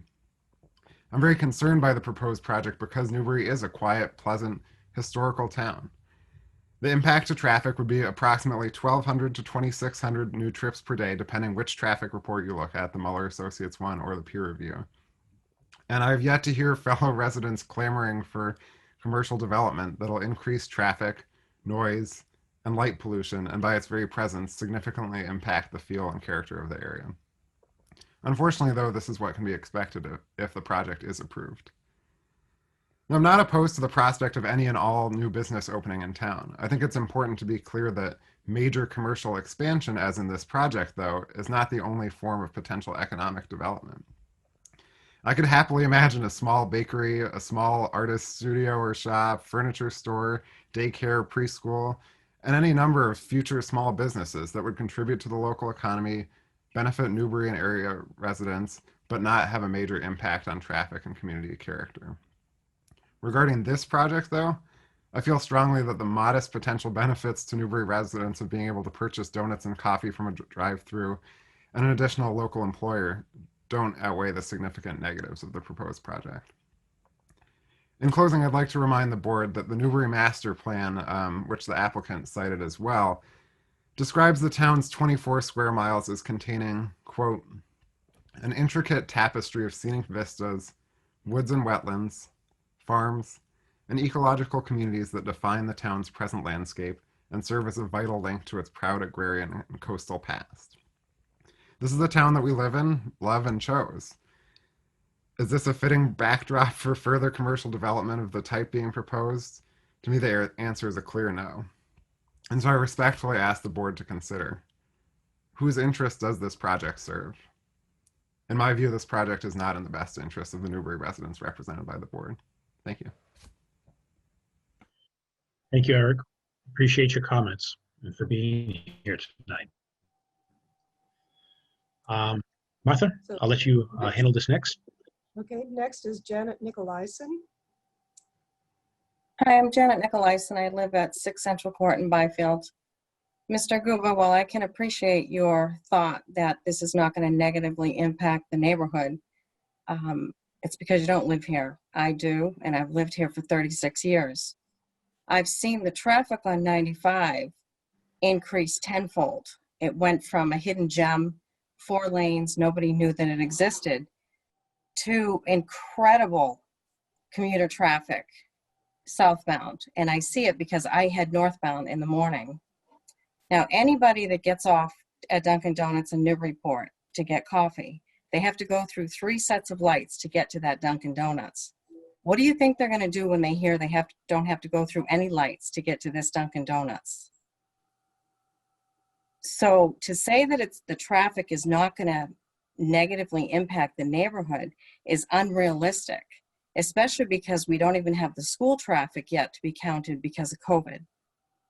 Now, I do want to say up front that I am not speaking as a member, as a representative of the fire department. By no means am I representing the fire department. I am, however, on the fire department, and I have had to drive emergency vehicles from this current station towards 95. And at any given time during the day, you have foul in the road from the house at the corner of Central Street and Central Court.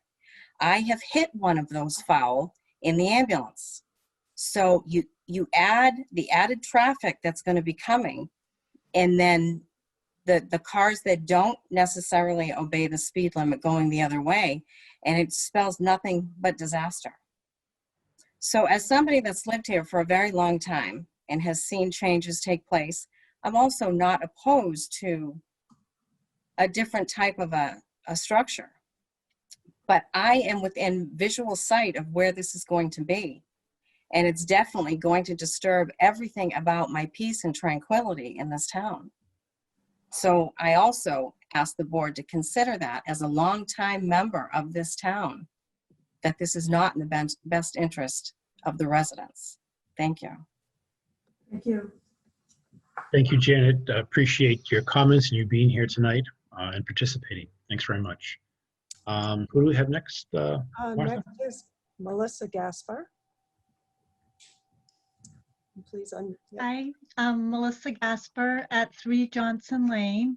And I would like to echo things that have previously been said. And in the interest of not repeating it, I would just like the board to consider that over 70 people were on this call waiting patiently an hour and 42 minutes to express their opinions. I hope that you will understand that each one of us is getting 2 to 5 minutes where we've listened to a very long presentation. And I hope that our concerns will be taken as seriously and as deeply, that you will really consider our concerns. I live on the southbound exit ramp, Johnson Lane at the very end. I know I will be hearing Jake brakes all night long if there's a 24/7, even if it's a convenience store. Heaven forbid if it's a Dunkin' Donuts. But it is going to completely change the atmosphere and the nature of our community.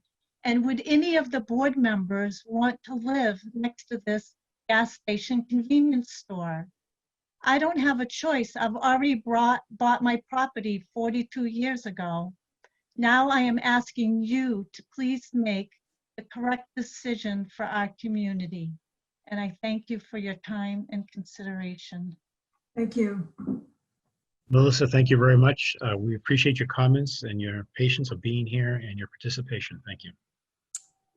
Okay, next is Christopher Morris.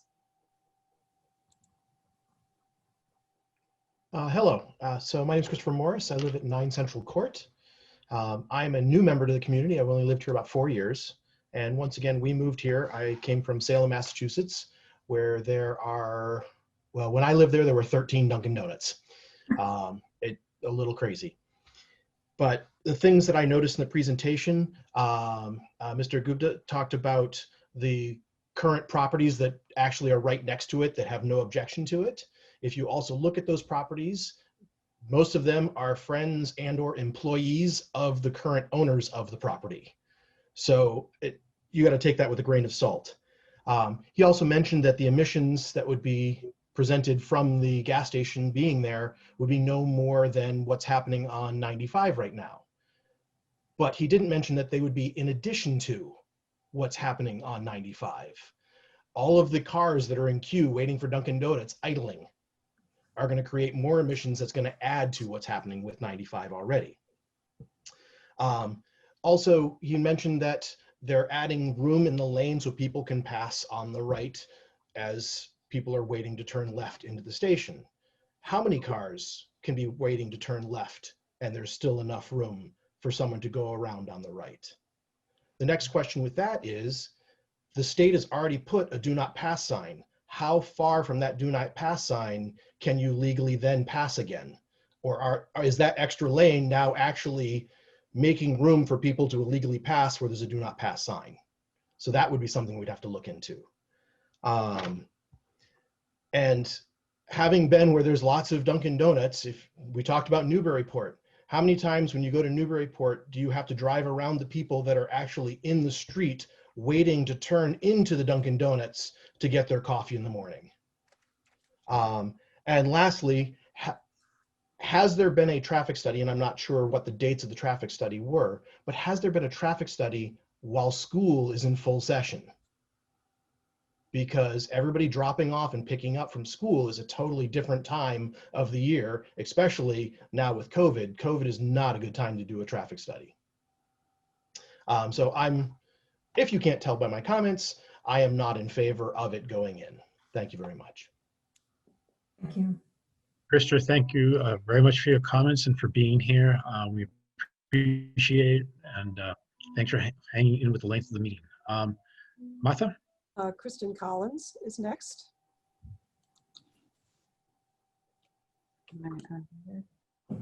And I've unmuted you. Am I muted? No, you're unmuted. About that. We've lived here for about 16 years. We're across the street at Parker River Drive. And I don't know if people know this, but there's about 20 kids on our street, which is a big deal. These kids ride their bikes, sandlot style, over in the drive, on the sidewalks, over to the library. They play baseball, they come back. It's such a quiet, nice neighborhood. I think this project seems to benefit the few. It capitalizes on the highway traffic moving both north and south, obviously, and it's putting money in the pockets of a few. I mean, it's hurting small businesses, it's increasing traffic, it's creating, I mean, I can't think of a more dangerous intersection already than putting, I don't know, the people that live on Parker River Drive could say this, putting an entryway to a gas station right across the street from us, you know? So we're already looking left and right, you know, to save our lives. And then you're gonna have, I would not even look forward. And you have people coming out forward, and I mean, it's just incredibly dangerous. And I don't think I'm not sure if anyone knows this, but that's also a bus stop. Right there is a bus stop. And I have stood in the middle of the street, and just because I didn't know my kids were going to get on the bus safely. So I have stood there when they've gotten on the bus and gotten off the bus. Now you're talking about 20 kids and more moving into our neighborhood because Parker River Drive has become such a quaint, nice place, as all of Byfield has. And now it's turning into something completely different. I mean, it just, I don't think it's needed at all. I agree with Christopher who spoke. I feel like it's, you know, he said Seabrook, I would say Randolph. I'm just completely against this. Thank you. Thank you. Kristen, thank you very much for your comments and for participating tonight. The board does appreciate it. Thank you. Martha? Brian Mahoney is next. Needs to unmute himself. Yeah, hi, can you hear me? Yes. Yeah, my name is Ryan Mahoney. I live at 13 Parker River Drive. Hey, and I agree with Kristen's comments. When you're pulling out of Central Court, it's a very difficult turn to take a left to get onto 95. There's a tree in the way that like you can't quite see. And on the other side, it's like a little bit of a slope. So when you go to take that left, the cars are like right on top of you before you even pull out. So I can't even imagine how much traffic or accidents this will cause if there's two other, you know, entrances and exits on the other side of that road. So I just wanted to reiterate that point. Thank you. Thank you. Thank you, Ryan. Thank you, Ryan. Martha, are there any other people that you see that want to make a comment this evening? I'm not seeing any raised hands, so. I'm seeing a couple hands and screens. So, Okay. folks, if you have the capacity on your computer, swivel up, look over by where the participants is, click the little up button, and then you can raise your hand. That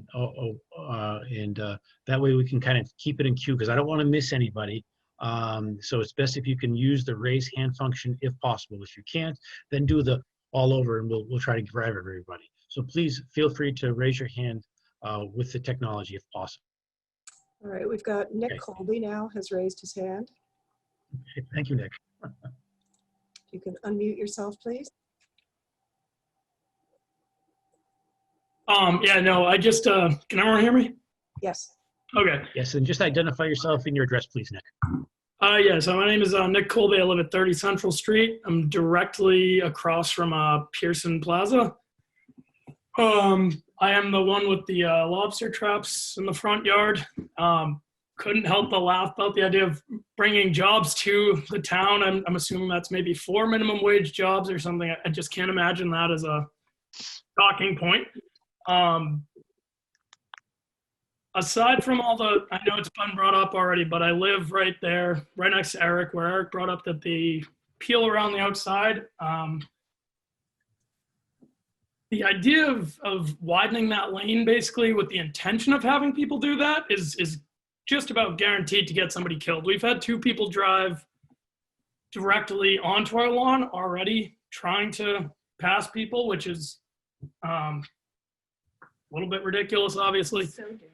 It's very dangerous. And I just can't imagine these studies being accurate at all. I don't know. I'm very far from being against somebody being able to put something in there commercially. As I believe Eric said, maybe, I mean, I'll be honest, literally anything else. You're talking about a gas station, 24 hours with a Dunkin' Donuts. It's very much a Seabrook sort of thing put into Byfield that just makes absolutely no sense. As well as the size of the lot too. I mean, we're already dealing with trucks going in and out all day long. There's some form of a biker bar, which has motorcycles leaving at all hours of the night. We have essentially a clubhouse or whatever that is. I mean, there is a lot of traffic going in and out anyway. And I just can't imagine that that you could even with a straight face act like this was not, obviously going to draw a ton of business and a ton of traffic in there. It just doesn't fit, and it doesn't fit with our community either. We've been here for 5 years. I grew up in Newbury. Aside from this 1 square mile, there's almost no businesses in Newbury. There's the corner cupboard and, on the Newbury side, it's not that sort of town. But yeah, but without just repeating what everyone else has said, I extremely strongly against it. Feel like I've got 40 feet in the backyard. Wonder if we can put a Walmart in there, Anthony, but we'll see.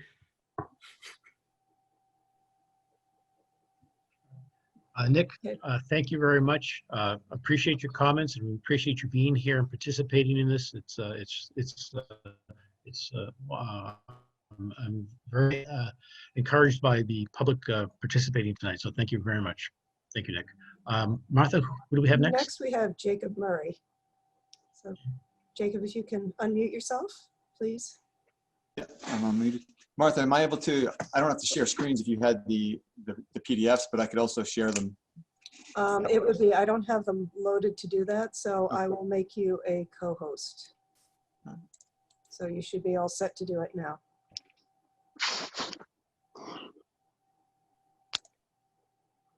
Can you let me know? Give your name and address again. Sorry, where's the share screen function? It should be at the bottom of your screen. Okay. If you hover your mouse over the. Yep, okay. All right. So there we go. Are you seeing the PDF? Yes, you'll need to manipulate it a little bit. See the lot of red splotches? We're only seeing the thumbnail of that.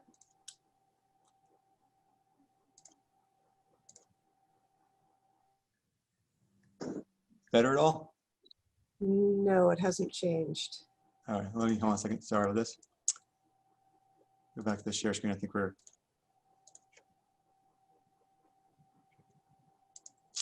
So you need to somehow get the main image up and get rid of your thumbnails.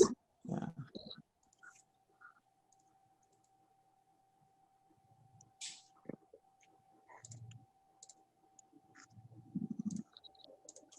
Sorry, Martha, I thought we had that all set. I have it up. Not even seeing the thumbnails here. Let me. Martha, is there any chance I can get that? Get maybe unshare me and share me again? Yeah, if you can take it down. Hold on a sec.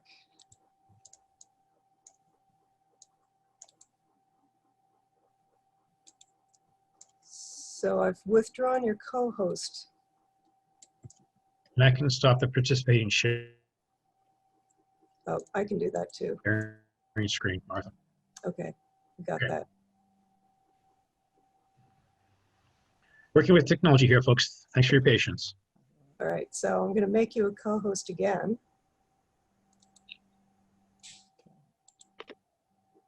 Share screen. I clicked on the zoning map. There it is. You got it. See you now? Yep. Okay. All right, I'll go quickly because I think this is actually just giving visuals to what a lot of people have already said. This right here is a quick zoning map of the area showing partially the amount of people who are against it. Excuse me, I've learned tonight that I have to add a number of parcels in the area, but just to give a quick impression, these are the number, these are the people who are against the project. It's not people who are in somewhere far away or in a different town or in Newbury, but very local and very much to be impacted by the project.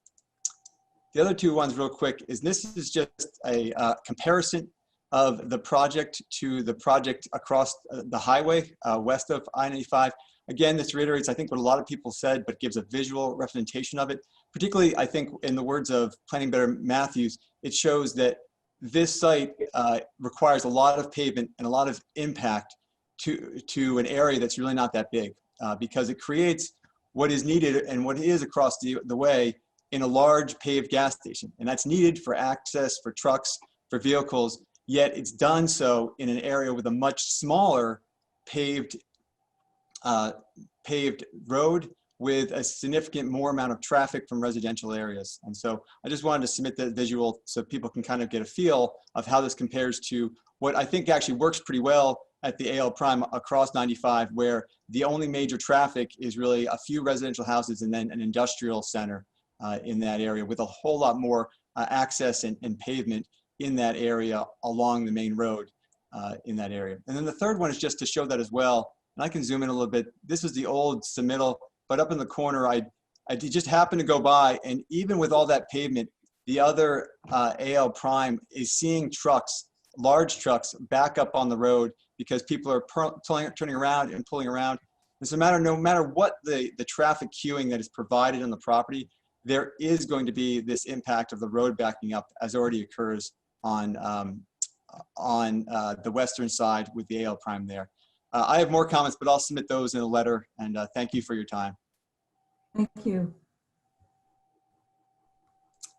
Thank you. Thank you very much. Appreciate your submission tonight of information, and feel free, of course, to submit anything to Martha as well. Thank you. Next, So, Martha. Chris Murphy again.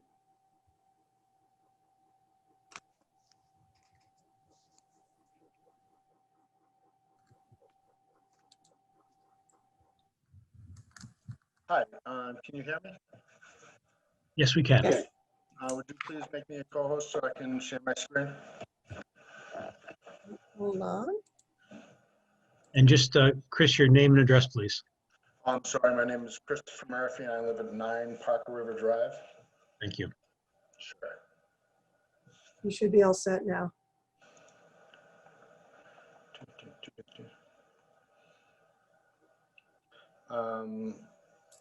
Okay.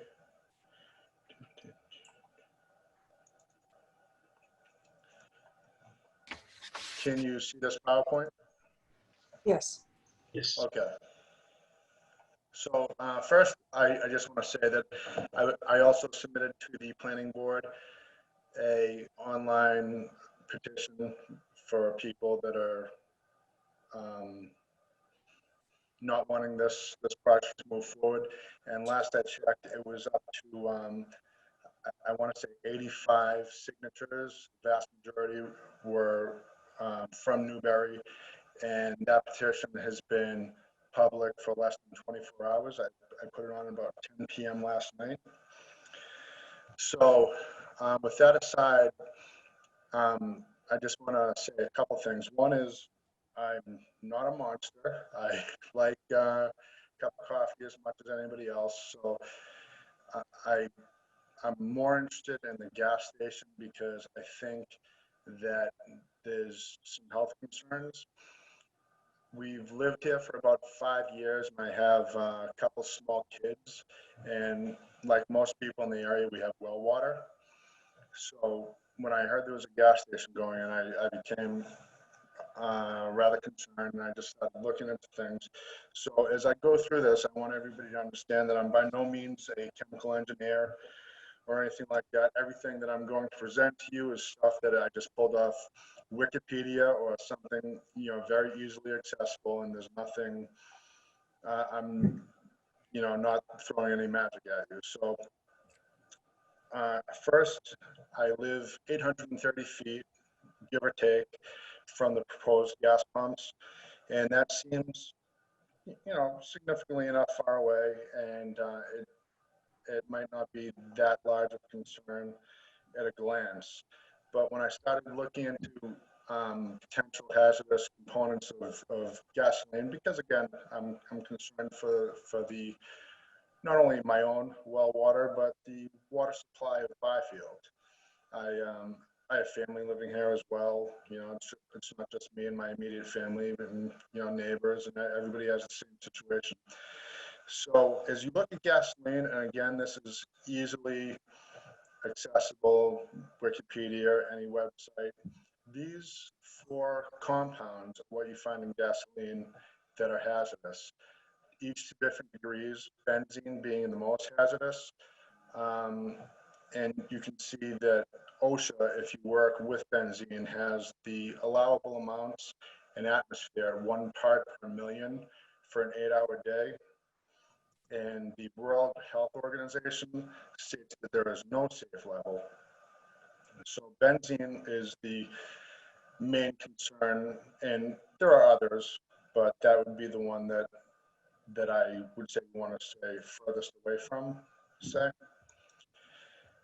So gasoline at any gas station is going to get into your groundwater, and I understand Mr. Gupa, and he has a state-of-the-art vapor recovery system, and I've been reading about vapor recovery systems for a couple of weeks. I'm very happy to hear that they have that in place.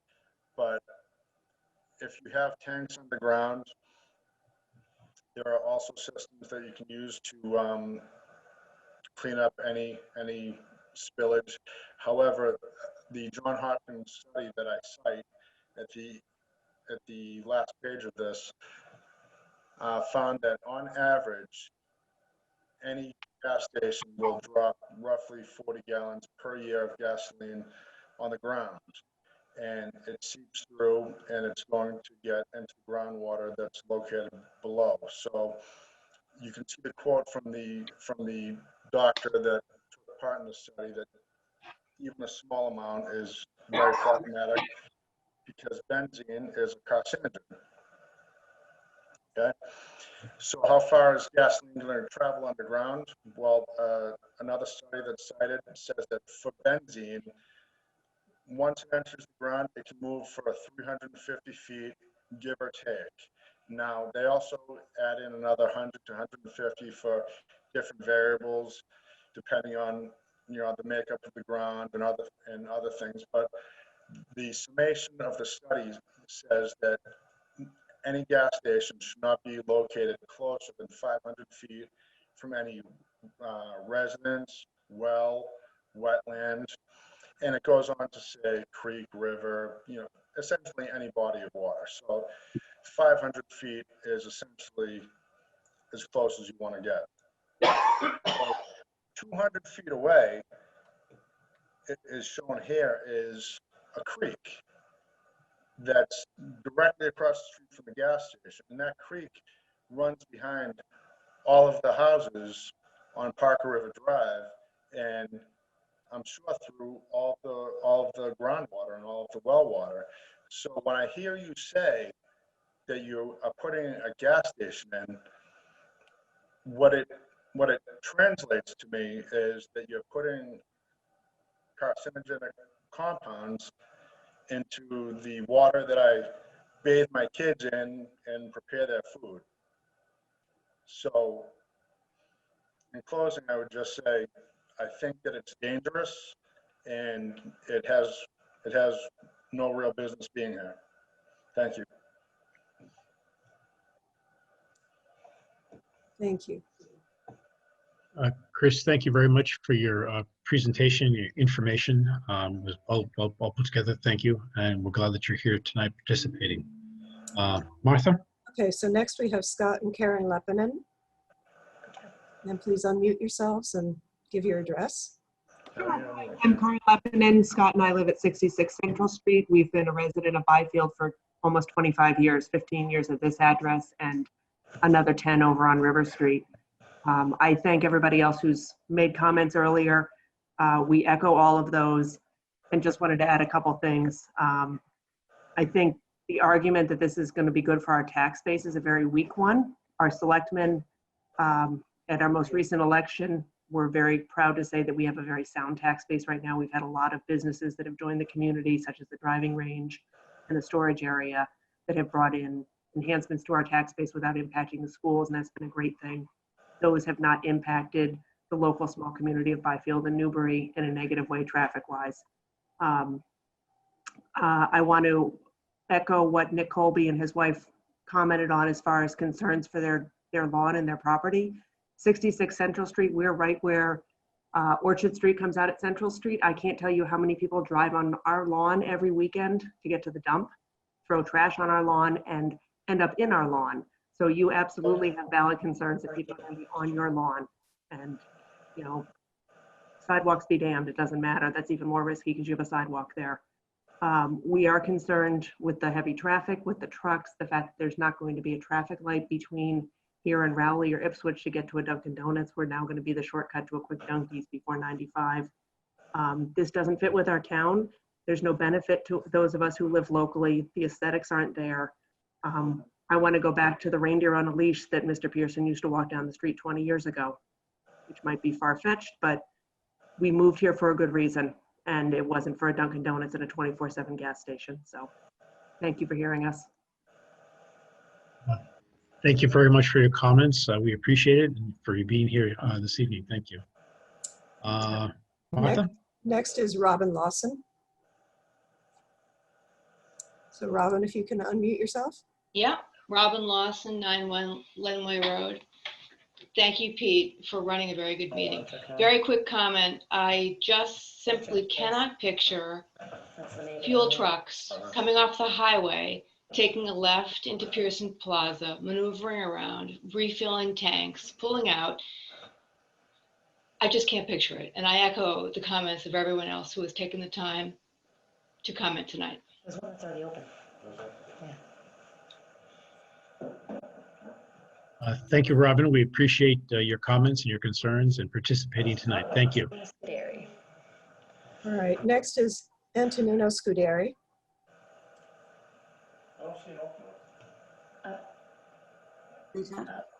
Hi, my name is Lorenza Scuderi. This is my husband, Nino Scuderi. We live on 3 Central Court. We moved here about 5 years ago. We like the idea of living in Byfield because it's very quiet and it's a great it's a great town to raise 3 children in. I am very against the new project that they're planning. Again, I have 3 children. I'm always in and out of my driveway, taking them to sports, taking them to work. And I think that this is going to cause a lot of traffic because it already takes me a long time just to go on the other side of the road. And I also agree with Chris. We live 500 feet away from the proposed project, and we also have a well. So I really don't believe anything that they're telling us. I really think that this is going to have a really bad effect on us because we live right there. The noise, the people coming in and off the highway, the lights. I mean, we already have the chicken farm next to us with the chickens. And we really have to add this too with the station and everything else. So again, I'm totally against it. And thank you. I wanted to add on to what Chris had said about the water. You know, there is wetland basically in between my property and the chicken farm, and all the runoff from Central Street runs down to Central Court and ends up in that hydrologic connection, which backs right up to my well. So I'm very concerned of having gasoline, benzene, other toxic chemicals in my well water. That's it. I want to thank you very much both for your comments, for participating and for being here tonight. It's helpful to the board and to this process. Thank you. And Martha, I'm not seeing any other hands at this time. No. Oh, I see Anna here? two. Yes, hi, can you hear me? Yes. Yes. I wanted to be the last one to speak. If you could just identify yourself and your address, please. Yes, 5 Parker River Drive. We are the Scuderi's. We have been living here at Parker River Drive for the past 9 years. And just like the rest of everyone said, we actually chose this town because we drove around it several times and it was very quiet. And we felt that it was a very good town to raise our kid. Now, I am a healthcare worker and I actually leave the house very early in the morning. And I can actually echo on other people that spoke here on how busy that street gets. I usually leave the house at around 6:45 in the morning. And when I make that left turn from Parker River Drive, it sometimes takes me a minute. That's how busy and that's how fast those cars can come down from that I-95 road. At the same time, I also want to say there's a bus stop there. And there's been a handful of times where our kids have almost gotten hit by a car that's coming so fast out of that 95 road over there. So again, I just want to say I'm completely against this project. If I wanted to live in such a busy town, I would have never left Stoneham. So I completely disagree with this project. Me and my husband are completely against it. And thank you for your time. Thank you. Thank you very much, Anna, for participating. We appreciate it, and your comments are also noted. Are there other people that would like? Is it possible to do your participants? Because I think I see 2 hands. Bob, are you trying to wave your hand, Bob? Bob G. Martha, do you see that individual on the screen? I am not. You might. I do. Okay, hold on. Bob, could you please unmute yourself and Yes, identify yourself? And your yes, I address? have. My Thanks. name is Bob Galino. I live on 9 School Street in Byfield. I've been a resident for 35 plus years. And I moved here from the South Shore, from Weymouth, And I couldn't tell you how delightful it was to eliminate the need to spend a half an hour just to drive across town. So I echo the comments about the amount of traffic this would pull. But, you know, as a fellow entrepreneur, Anthony, I have to wonder why you want to get out of the lease that you're in now on the west side of 95. And obviously, it's clear to me now that you need to provide additional utility to attract motorists off that road, motorists, truckers, and so forth. And I've been down Central Street, and there's very few little traffic that goes into Pearson Plaza. And just one car stopping to go in there stops the whole thing. And so again, I don't know what kind of a traffic study you've done, but I seriously think you need to take a look at it. And the last question I have is, are you going to be able to certify that the lot that you're leaving is not going to be some super site that we're going to have to deal with at some point later on down the road? And that's the only questions I have. Thank you for your time. Thank you. Thank you very much for your comments and your participation. And I'm not sure that those questions will be answered tonight, but I think that That's those will be okay. directed. Yeah, they'll be directed to the applicant at some point in time, because we'll be continuing this discussion. That's pretty apparent. As we do continue this discussion, folks, we do want people to continue to participate, because this is what it's all about. We as a board appreciate that very much. Tony has raised his hand, and we have another resident who's raised their hand. Okay. Tony, do you want to do a wrap up at the end, or do you want to jump in now and as people are still talking? I can wait till the end. I mean, I thought that was the end, so I wanted to address just a couple of those last concerns there. Yeah. But I can wait. I think we. Okay, thank you. Okay. Got somebody who raised their hand before you, Elizabeth. If you can hold on. So Brendan and Liz, I can't see all of your last name. That's all right. Brendan Sanger and Liz. Thanks, Martha. Just want to jump in. There was talk of that traffic impact study. If there's another traffic impact study, 152 Elm Street, by the way, and we have 2 students over at the high school. And since this news broke, the high school's been abuzz with anticipation of the students being able to go get coffee before school. So any dismissal of an increase in traffic from the west should really be looked at, particularly between 6:30 and 7:15 in the morning, when the kids are going to shoot up from the high school, wait in line to get coffee, and then try to get back to the high school in time for school to start, passing past the fire station, through the school zone, and past the really difficult intersection between School and Elm Street to get to the entrance to Triton to make it back in time for class.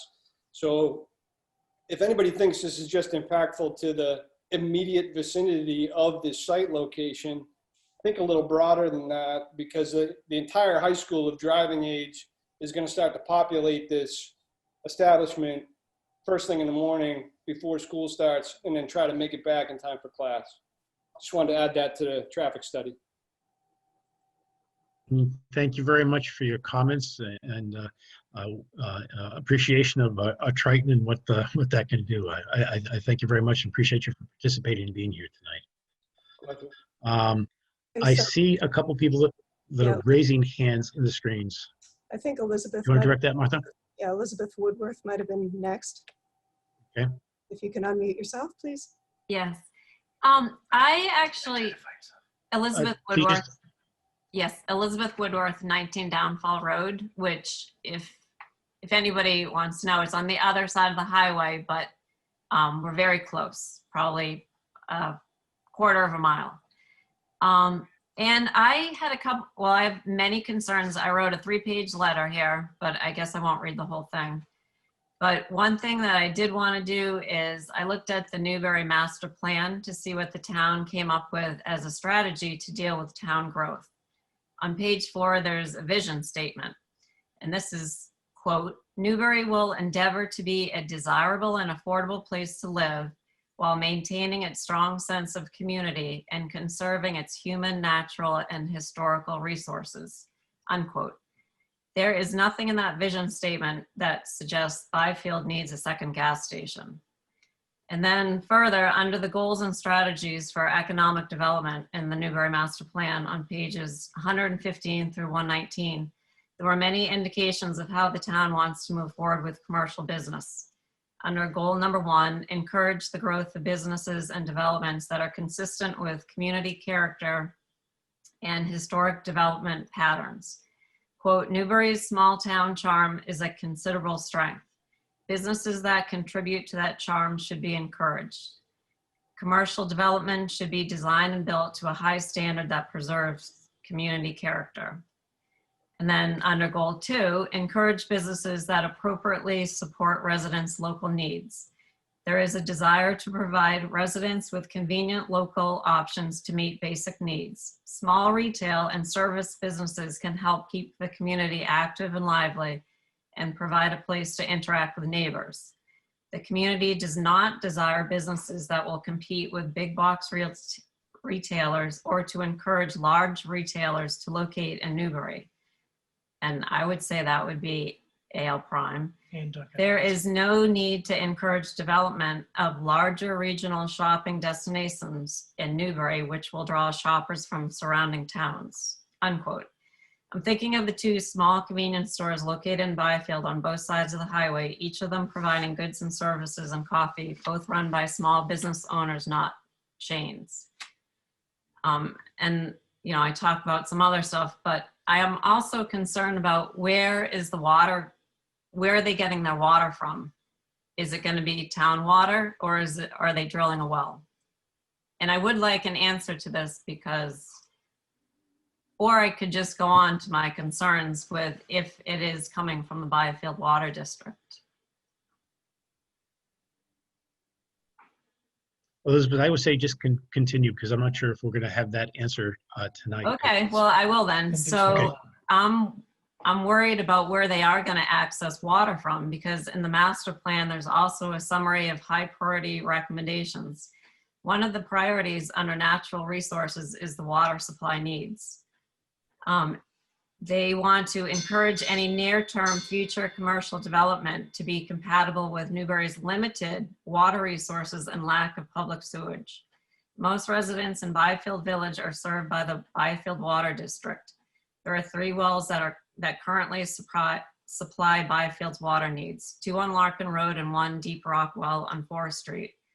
The wells are sufficient to meet the district's supply demands, except during the summer and fall, and then outdoor watering has to be banned.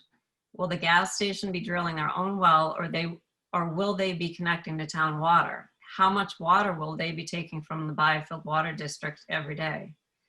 I'm also concerned about the large amount of impervious surfaces that will be created in order to build a 12-bay gas station, convenience store, and coffee shop with parking. And I mean, that has to do with stormwater. Is that all that stormwater coming off those impervious surfaces, even if they go into storm drains, those storm drains go right into the Parker River watershed. So to me, that's like a negative. But anyway, I have more, but I'll refrain for tonight. Thanks. Elizabeth, thank you very much. It's good to have your participation, and we do appreciate it. Thank you. Martha? Let's see, I'm not seeing any more raised. Karen Barry is raising her hand. Okay. You can unmute yourself, please. Good evening. My name is Karen Barry, and my husband and I have been living here for over 35 years. We brought up 2 children here who loved growing up in the quiet town of Byfield. They were both appalled to find out that this was proposed across the street from where we live. I agree with everything everybody said who's in opposition to this project. It does not maintain the look and character of a town. when we had the first meeting in September, Mr. Gupa mentioned that it wasn't uncommon in cities like Seabrook, Danvers, and Quincy to have gas stations across the street from each other. And I would just like to, from what everybody said tonight, this is not one of those cities. This is a very small town. And I am concerned about who this is serving. It doesn't appear to be serving anybody in the town or the surrounding area who live near there. Mr. Gupa is not a resident of the town. Maybe he doesn't understand the way people feel about Byfield. There was another traffic concern that I know when our kids went to Triton, as you come up over that hill and the proposed gas station would be on the right, at certain times of the year, the sun is so blinding that you really have trouble seeing. And I worry about the traffic increase with that glaring sun. Also, I guess I question, because according to what I read on the first request for the permit, that the property was owned at that time by the Pearson Trust and Mr. Gupa. And I'm wondering now, has that property been sold to Mr. Gupa? Is there going to be, is it a joint venture? Is it privately owned? Is it owned by A-Prime? So that is a question that I'm not quite sure who owns that property or who will own that property. Is the property purchase contingent on the acceptance of this project? So I think that's a question that that we should have answered as well. Thank you very much. It was a very good meeting. Karen, thank you very much for your participation. As I've indicated, we do value it, and we're glad that you're here, and encourage you to continue to visit us as we continue this discussion. Martha? Yes, Kathy Sperling is raising her hand. Okay, great, thank you. Good evening, everyone. As some of you know, I was on the previous planning board meeting where I did a PowerPoint presentation with photographs of the area that was shared with the planning board members. Kathy, Kathy, name and address, just for the record. Oh, I'm please. sorry. Sure. Kathy Sperling, 10 Parker River Drive. Thank you. So I'd like to address a couple of things, and then I have a very short PowerPoint presentation, again, of course, because I'm into taking pictures, because I think visuals are more important for everyone to see. First off, the flyer that went around that Mr. Gupta referenced had people really go to the planning board site. We found that numerous people throughout the town had no idea that this project was going on. And as we spoke to people and as different individuals gave out flyers, people became more educated as to what was going on with the planning board and this site. So the flyer itself tells you to reference the planning board to review the materials that are there. As far as the running concerns, although you may think that they're incorrect, I think some of them you addressed tonight by a correction in some of the plans that you did, including the drainage. And I think I was a bit taken back when you addressed the lack of necessity that we have 2 convenience stores and a gas station, and that you said legally competition is good. I think that really struck a chord with me, that living in Byfield, yes, legally competition is good, but that's not what this town is all about.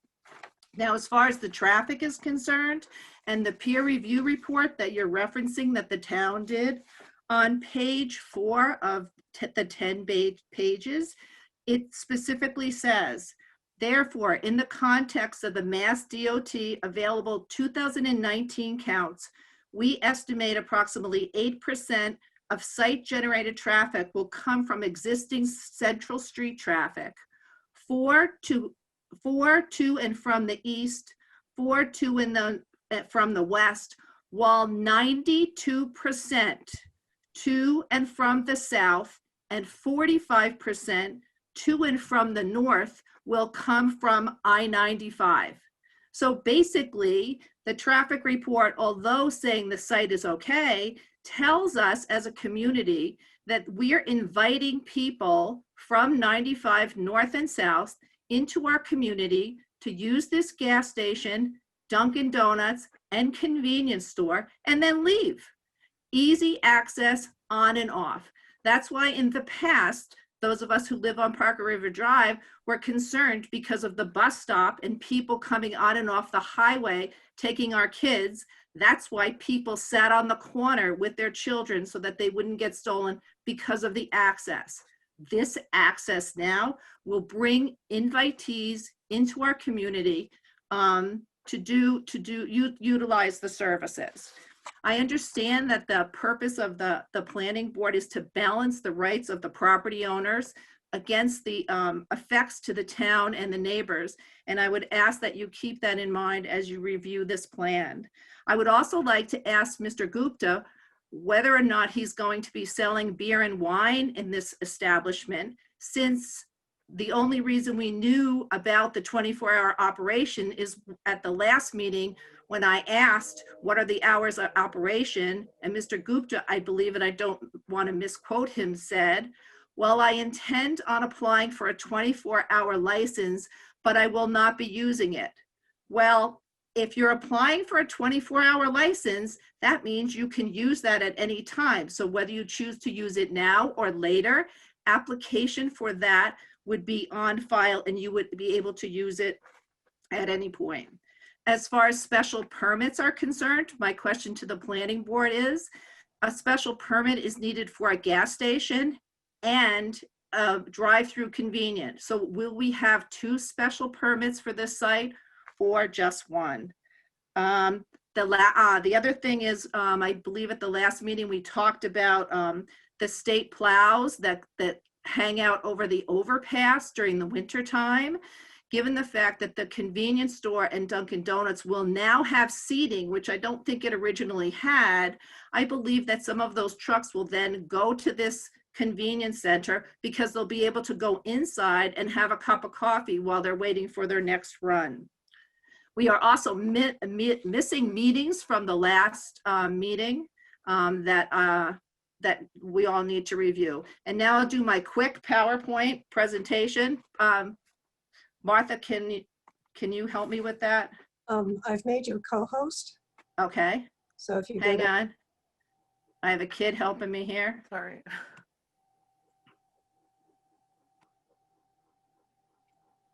Whoa. Can you get it? It's on the screen. Okay. How do I get it? No, that's what you're seeing. Okay. So how do I get it to the next one?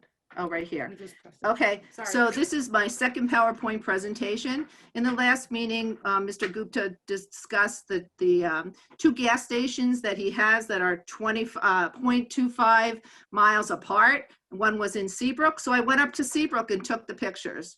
So the picture on the left is by the Santander Bank on Route 1. The picture on the right is at the Seabrook Plaza.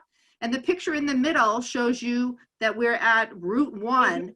I think you want to go to your next slide. Okay. Maybe Sorry. go to Just go to Okay. presentation. Sorry. These are the signs that will now be on the highway for us. These are the signs at exit 58, which is the Amesbury exit that shows the 24-hour Dunkin' Donuts and the fuel for 24 hours. So these will be inviting people into our area. This is what the site committee, I believe, saw when they went to review the site. Can you see that? Can you see these or no? No, what you need to do is Yeah, is go to ahead. click on them individually on the left side, and they'll populate into your main screen. Or Hang go to on. slideshow, and then Maybe you can it's not advance working. the whole screen. Slideshow's even better. Can you see those now? No. No, just your title sheet. If you click on slideshow at the top. Slideshow at the top. It's right in the middle of your red screen. Ah. Your- Awesome. Thank you. Can they see it now? Are they up now? No, still just your title sheet. Just the Otherwise, title sheet. click, just What if click we go on the down one? thumbnail. Just click on that one. Can you see that? Yep. Was that a yes? Yes. Okay, sorry. This is what I already explained, the site on Seabrook where the 2 gas stations are 1/4 mile apart. This is on Route 1, and if you can see the traffic, which is not what we have here. We have a very country setting. These are the signs which I believe will have to be put up to draw people onto the exit 55. These are the signs that are on the Amesbury exit, which is exit 58, going south on 95. When you get off this exit, again, there is 2 lights before you get to the Dunkin' Donuts and 1 light before you get to the gas station. And as Janet previously said, our exit does not have any lights, which makes it more conducive to come down here. The next exit is the Newburyport exit, which also has issues with lights getting to Dunkin' Donuts. This is the site where I believe the planning board went to look at the site the other day. When they did the site visit, the applicant's representative did not let any of the local residents onto the property. They took the planning board around. So even though we were not intending on asking questions, we could not hear what the applicant's representative informed the planning board about, but this is the back of the site. So if the station is put on the front and one of these invitees comes for Dunkin' Donuts and decides to throw a cigarette into Pearson's Plaza, this whole chipping area and trees will go on fire. And as far as the fire department is concerned, the Byfield station is currently manned with 2 firefighters during the day, the Newbury with 2 firefighters and a sergeant, I believe. So I don't think they're be capable of taking care of a big fire. This is the mini mart, just in case anyone hasn't seen it, the one that Mr. Gupta feels that legal competition is okay. This probably will no longer exist once this comes in. This is the livestock in the area. These horses are on Central Court. The geese, I called them ducks previously, but I've been informed by someone that these are geese. These are in the road, and as Janet has said, have been hit by people. I mean, have been hit by cars. This is the hill everybody's talking about, where the cars go riding up and down. These are the residents. I believe one of the residents that earlier spoke first. This is his fence that he had to put up. The house next to it, the driveway here cannot even be used. They had to put a fence up and they have to go out the back of the property. This is what I found when I was one of those people walking, maybe this morning or the other day. If you look to the left, that's an empty pack of cigarettes, and above it, which I didn't take a picture of, was a lighter thrown by someone coming off the 95 North exit in our community. And we already have a Dunkin' Donuts that somebody threw out over the bridge. And as Jake said, this is what we're looking into having in the future, trucks coming and going, and these aren't even fuel trucks. So I appreciate all your time. I do have lots of concerns, but I think the fact that there was over 70 people on this this planning board meeting, and that we have petitions that are being currently gathered, I think this is not good for the community. So I appreciate your time. Thank you. Thank you very much. We appreciate your comments and your participation and your PowerPoint presentation. Martha, do you have anyone else with a hand up other than Tony? Mike Palladino is raising his hand. Okay. Mike, if you'd identify yourself and your address, please. Thanks. Yeah, thank you very much to the committee. I appreciate your time. My name is Mike Palladino. I live at 45 Central Street. So I'm about 500 yards from the property that's being produced here today. Yeah, I've lived here for about 9 years with 3 small children. We've been in the school system. I first want to say, I'm really gratified by just the showing of community here tonight, and the preparation that people who are my neighbors, some of whom I know, some of whom I don't, but just the preparation that all of you made for this meeting. It appears that there probably hasn't been the level of understanding or publicity around some of the activity that's been going around this proposed project. And frankly, I just want to say thank you to the person who made me aware of it, who actually shared the flyer about it, because that was the way that my family and some of the families around me learned about this. You know, and I was really impressed by the level of the facts that were presented here tonight, in contrast with what I heard from the beginning of this presentation, which was an assumption that when you come into a community, whether you're a resident or a commercial entity, you are coming in as a neighbor. And I was a little surprised at the tone coming in, that it was as dismissive as it was about just the objective questions that your potential neighbors were raising about a new property that, I'm sorry, sir, is going to have a significant impact on this community. Significant impact. And with all respect to Mr. Goob, I know your role as an engineer. This is an opportunity for great transparency if you want to have a positive impact on this community. And to go about it making the assumption that those neighbors that are around this project are in support of it, I saw multiple examples tonight where that is objectively false. And yet I didn't hear any objective examples from you of this great support for this project in the immediate neighborhood. Again, I live 400 yards from this. I learned about it from a flyer, and I'm pleased to see that there's been at least an interest in more transparency about this project going forward. What I would say is, if going forward, and I understand Mr. Johnson, who's your attorney, is also on the call here tonight. We haven't heard from him. But in the future, if we're going to be discussing something that it seems to be as critical to this neighborhood and to this town, that I would expect greater preparation with presentation materials and facts on matters such as traffic patterns. Because you don't need facts to know if you get off that exit, and if you're going east or west, there's a significant impact on the traffic in that area. People have cited a number of examples here today. Take a left coming out of exit 51 coming from Boston. I come from Cambridge or Boston most days during the week, and I can tell you that is going to dramatically change the nature of our neighborhood. But the folks who presented on behalf of AJ Prime tonight, AO Prime, were not prepared for this presentation. I can guarantee you that we're going to want more information so that we can be fully informed if we want to support a project like this. So I do hope that coming forward, the group that is submitting this proposal is more prepared for this going forward, so that we can objectively make the right decision that will benefit everybody in the community. So we look forward to hearing from you, sir. Thank you very much. Thank you. Mike, thank you very much for your comments. The board appreciates your participation and being here this evening, and encourage you to come back.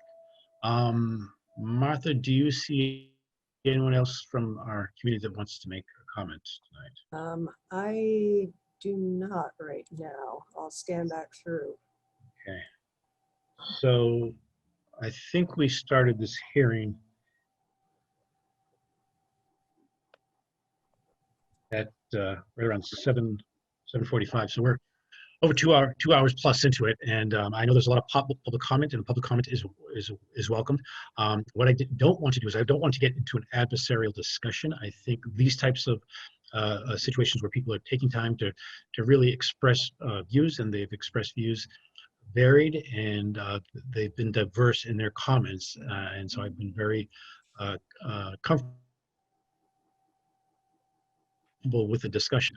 As you think about your response and how you want to continue our discussion, because of course we will be continuing this meeting tonight, whether you want to address some of the comments now, whether you want to think about some of the comments that have been made. Our last individual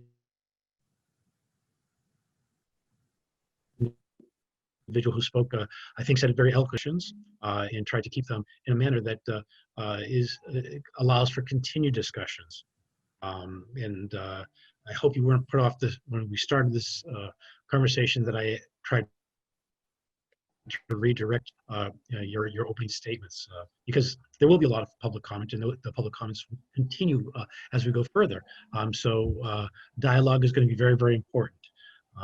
So with that being said, and understanding that we're now a little over 2 hours, 2.5 hours into this meeting, I usually try to keep meetings with this planning board concluded by 9:30, just in the interest of my volunteer board members.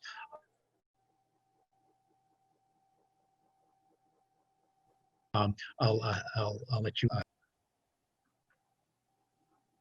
I'm sorry, the video keeps chopping, so I just, did you open it up for me to speak? I'm sorry that I wasn't my eloquent verbatim dialogue did not communicate through there, but that was I'll abbreviate it. Our dialogue is going to continue.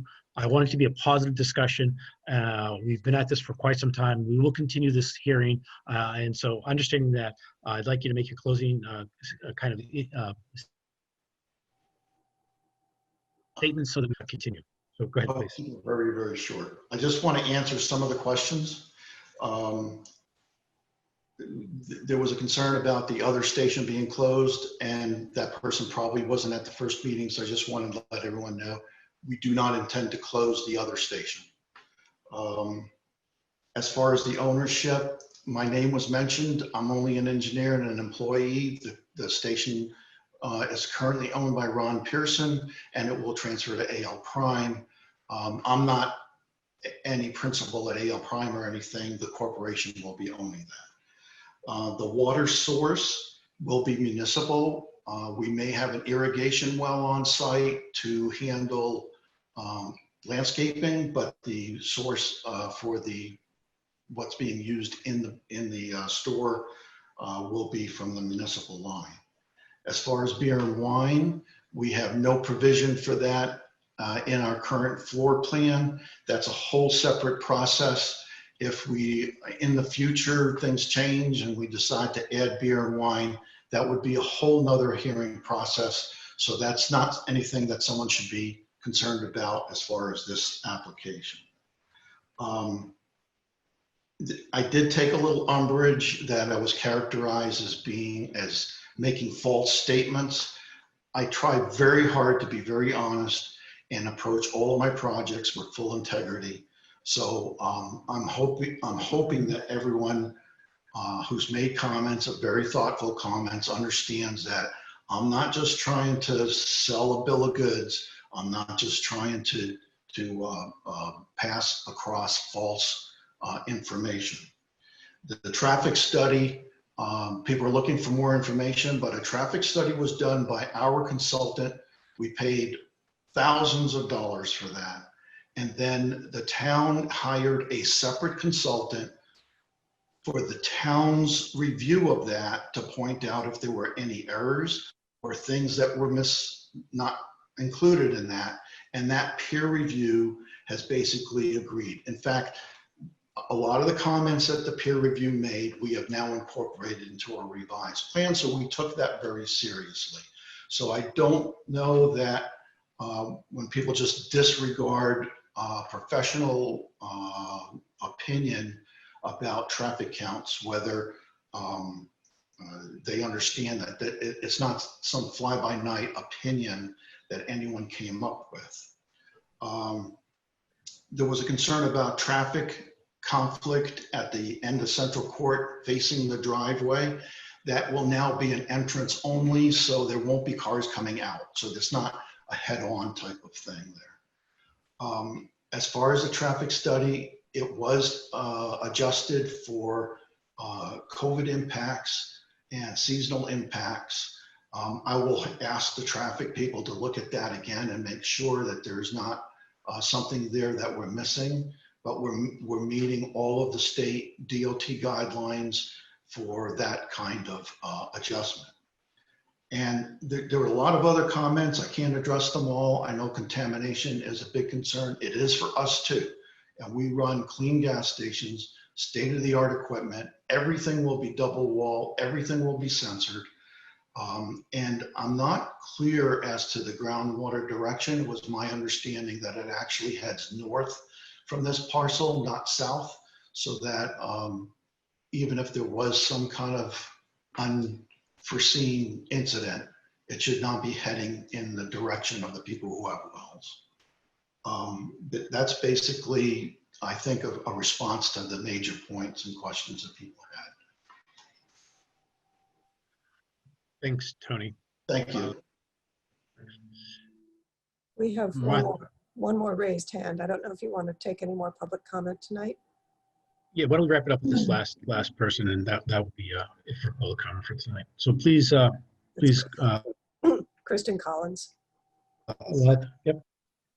Hi, I'm sorry. I just wanted to, because this gentleman took up like an hour and a half at the beginning, and I feel like we only had a little bit of time, and then there was the last comment, and I just wanted to make sure that we had a fair share of our point of view. And I think the big thing is there's 20 kids on the street, and I don't know if people realize that, because there's a lot of people that have had kids, and there's kind of like a gentrification moving on. I know Karen and some other people on the street can attest. And then there's this whole big thing of these children coming on. They're so excited, and they're rejuvenating the neighborhood. And I just don't think it's safe. And I agree. I thought Mike Palladino had a really good end to this meeting. So I feel like the person that came on after that had the floor for, I don't know, it felt like an hour and a half. I think that it wasn't a very good closing, and I would just like to close with that. Thank you very much for your comments. We appreciate it. Okay, so at this time, I think we're just going to hold on public comments. And I didn't know if any board members had any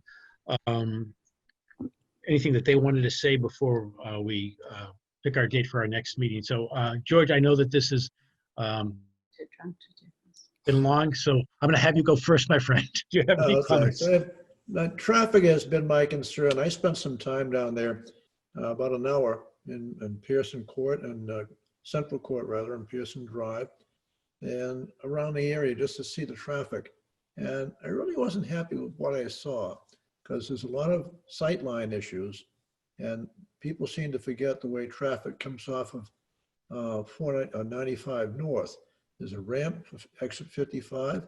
Cars come up, they try to beat everybody up because it's just a yield sign there. And all of a sudden they turn right, and they might be surprised by the amount of traffic there. That's one of my concerns, because I've almost been hit there coming over the bridge. On that note, I have no further questions and comments. Thank you, George, very much. Appreciate it. Leslie, do you have anything that you, any questions or comments that you want to make after hearing things? Les, you're muted. Sorry about that. I just want to digest everything that's been, the information that the citizens have relayed to us and the AL Prime representatives, and get a better kind of grasp on all of that. And so, no, I don't really have anything else to say on it this evening. Okay, great. Thank you very much, Leslie. Mary, do you have any thing that you'd like to bring forward at this time, or any questions or comments? I just have one comment. I think it's terrific that so many people are participating in this discussion. It's vital to the town, Newbury, to know exactly what people are thinking. And I appreciate everyone's comments. Thank you. Thank you, Mary. Appreciate that as well. Sir Woody. I already said the traffic's buzzing there. That's a concern of mine. I welcome the participation of everyone. It's great to hear how everybody feels. You hear things you might not think, so keep it coming, I guess, as far as that's concerned. And I have a question about the existing gas station.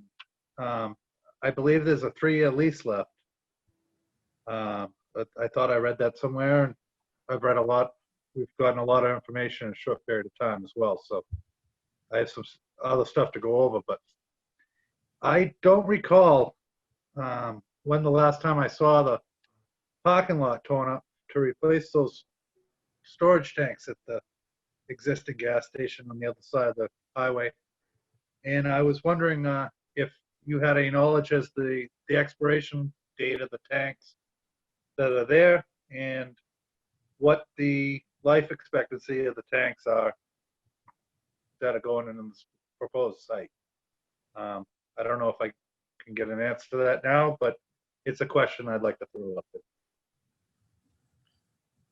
Thank you, Woody. I think those are very good questions, and I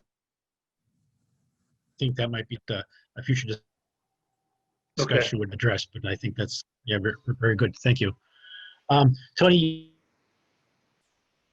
we've had a lot of conversation tonight, and a lot of comment, and I'm very, very pleased actually with all the comments and the public participation. I think this is great. If we multiplied this times 6, we would have had a town meeting here. So I just want you to realize, Tony, the amount of people that have participated tonight, it is significant. You know, you touched briefly on the reverse design, not being something that would work. I really want you to kind of give that consideration again. You know, we this is a community, even though the comments have been made that it's you know, highway commercial, it's a residential neighborhood. It's an agricultural residential neighborhood. This is a community, as you've heard from people, that like the small town appearance, and they feel that that appearance is present in that road right there. And what you're suggesting to do is to alter that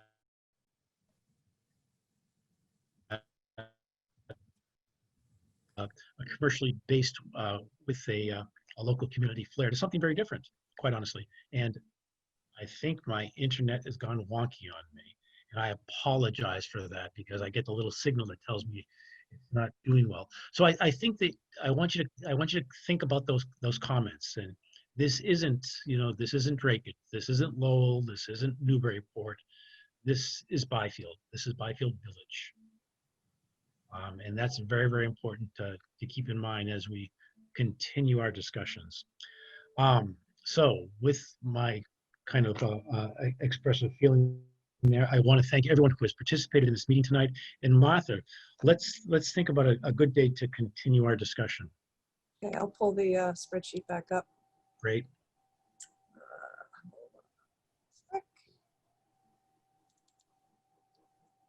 Can you see it? It is there. Okay. So we plopped, we continued something to the fourth already, right? The 108 Main Street. 108. Okay. I think that'll be that should be a short discussion, and that'll be just going over conditions. Does it make sense to look at the 4th for this? Yeah, I would say. That gives a couple 4 weeks for everyone to kind of digest and go over some things and maybe have additional discussions with you. Okay, so I would entertain a motion to continue this hearing until the 4th of November. Motion to continue. 7:15. Second. Second, right? Any discussion on the motion? All right. On the motion, how say you, George? Yes. Great. How say you, Mary?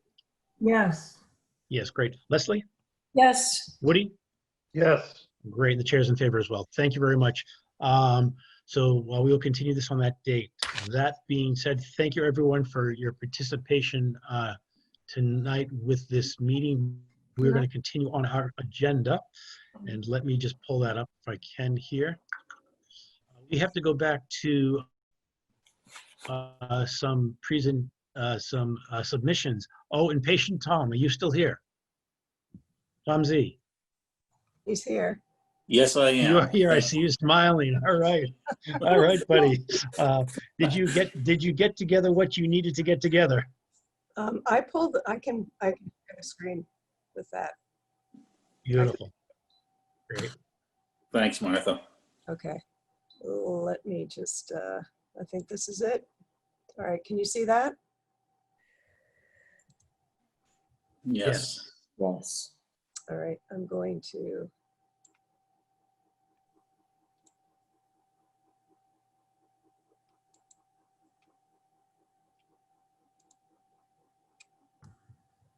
There we go. Is that enough of it to see? Yeah, I think that's probably 31 or 32 out of 34 acres are seen there, so I think that's the majority. Okay.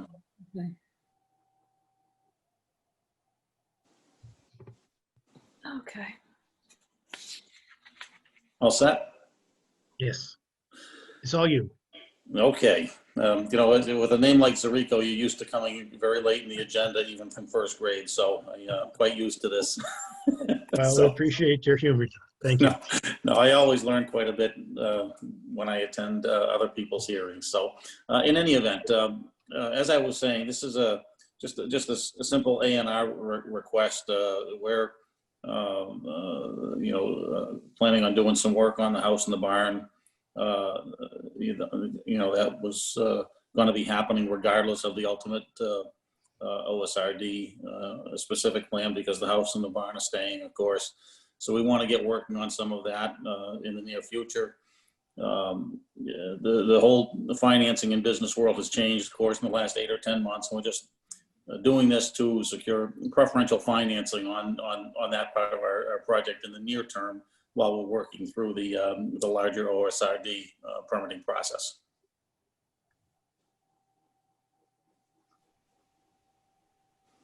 Okay. Martha. So it's basically a lot line change between two lots that are there now, 15 Coleman Road and a lot that has the address of 0 Coleman Road. And they both have the required frontage. Lot A is 142.02 linear feet of frontage. The other one is, I think, about 125. And I'm looking at it, it appears that the revisions that we had requested have been incorporated into the plan. There is a table of areas over on the left-hand side.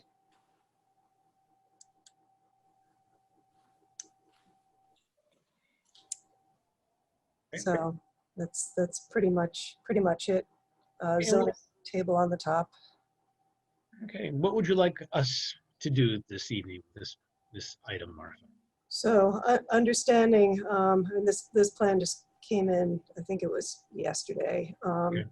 There was a previous version, but this is the revised one. So if you feel comfortable with it, then it would be a motion to endorse the plan. And you're comfortable with things that you've seen thus far? I am. Okay. Okay. Let me ask board members if there are any questions or concerns. George, do you have any questions or concerns? I do not.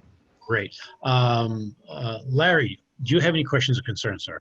Just a clarification. So the Lot A is being created out of the larger parcel. Is that correct? It actually, lot A essentially exists. It's just a larger parcel than what's being shown here. So Lot A is being shrunk and the other one is being enlarged. You can see, I don't know if you can see this here, but there's approximate location of existing lot line coming down. It's a very pale dashed dot line. Oh, right here, okay. Yeah, can you see my arrow going up and down that? Yes. Okay, so that's the existing lot line. So basically, this is the new lot line that's going around that, and this area is being added to the other lot, to Lot B. Okay, and Lot B is this larger one over here. Yes, yeah. Okay, thank you. Thanks, Larry. Leslie, any questions, comments, concerns?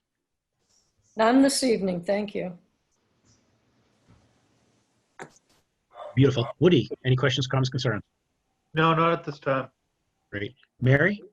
Nope, I'm good, thanks. Okay, and I don't either. The only comment I'm going to have is, if you haven't been on Coleman Road and seen the Witch's Stone, which is near this property, please go see it. If I'm right, Martha, 1 of 5, is that right? It's right down in this area. Right. Yes, that's correct. It's neat, and it's part of our. Yeah. I'm sorry, Tom. No, yeah, correct, Peter. It's one of 5. The other 4 are secure in the Smithsonian right now, and it's a very interesting thing. And I look forward to having everybody out at the site. It's a pretty special place. So we talk about our heritage and the beautiful thing of, I think one of the things of this town and community is something like this. Okay, with that being said, would someone like to make a motion to accept this? I move we accept this. Yeah, it's actually a motion to endorse. And I think, Mary, unfortunately, since you're the associate here, you can't make the motion. Oh, that's right. I'm sorry. Ooh, But I love the fact that you were the first one to jumped right in there. Motion to endorse. jump up to say yes. Thank you, Mary. Okay, so Leslie made a motion to endorse.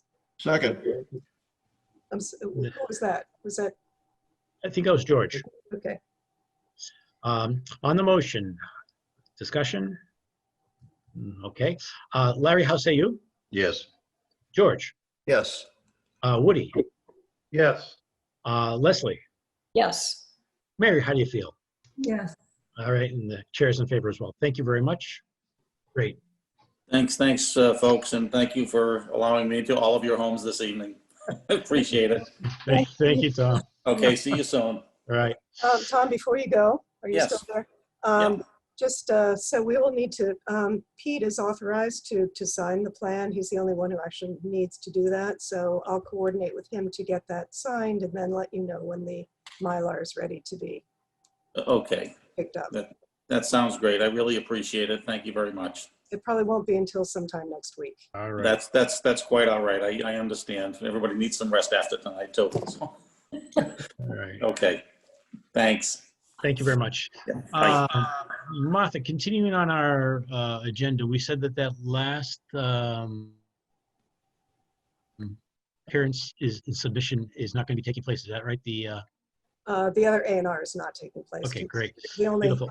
yeah, the only other thing is the 217, 221 High Road. Okay, and do we have Scott here for that? Yep, Scott is here. Okay. So I'm going to make him a co-host, assuming he wants to screen share.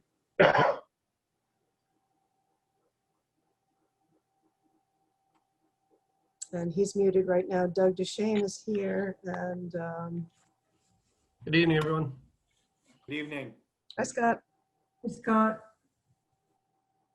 I got my coffee. I'm good. Oh, long time, Scott. All right. It's who's Doug's gonna lead it going off. to be directing this? Scott? Okay, Doug, kick off. Hi, 10:15. Mr. Chairman, members of the board, good evening, and thank you for your consideration. We will, in the interest of time, try to move along quickly here. We don't have a lot to present, but what we would like to do with your permission is you'll recall that we had submitted a preliminary plan, essentially a conventional design, meeting your rules and regulations. However, Mr. True would prefer to do a much more attractive subdivision, which would allow us to preserve and utilize a lot of the natural features on the site, including some of the unique rock outcroppings that some of you may have seen. And so what we did is Scott has produced a couple of alternatives that we would like to present to you. He also provided a memorandum which provided you an overview of the waivers that would be required under the alternatives, but also the benefits that the alternatives would provide to the town and to the design and to the neighbors. So we'd like to just run over those couple of alternatives.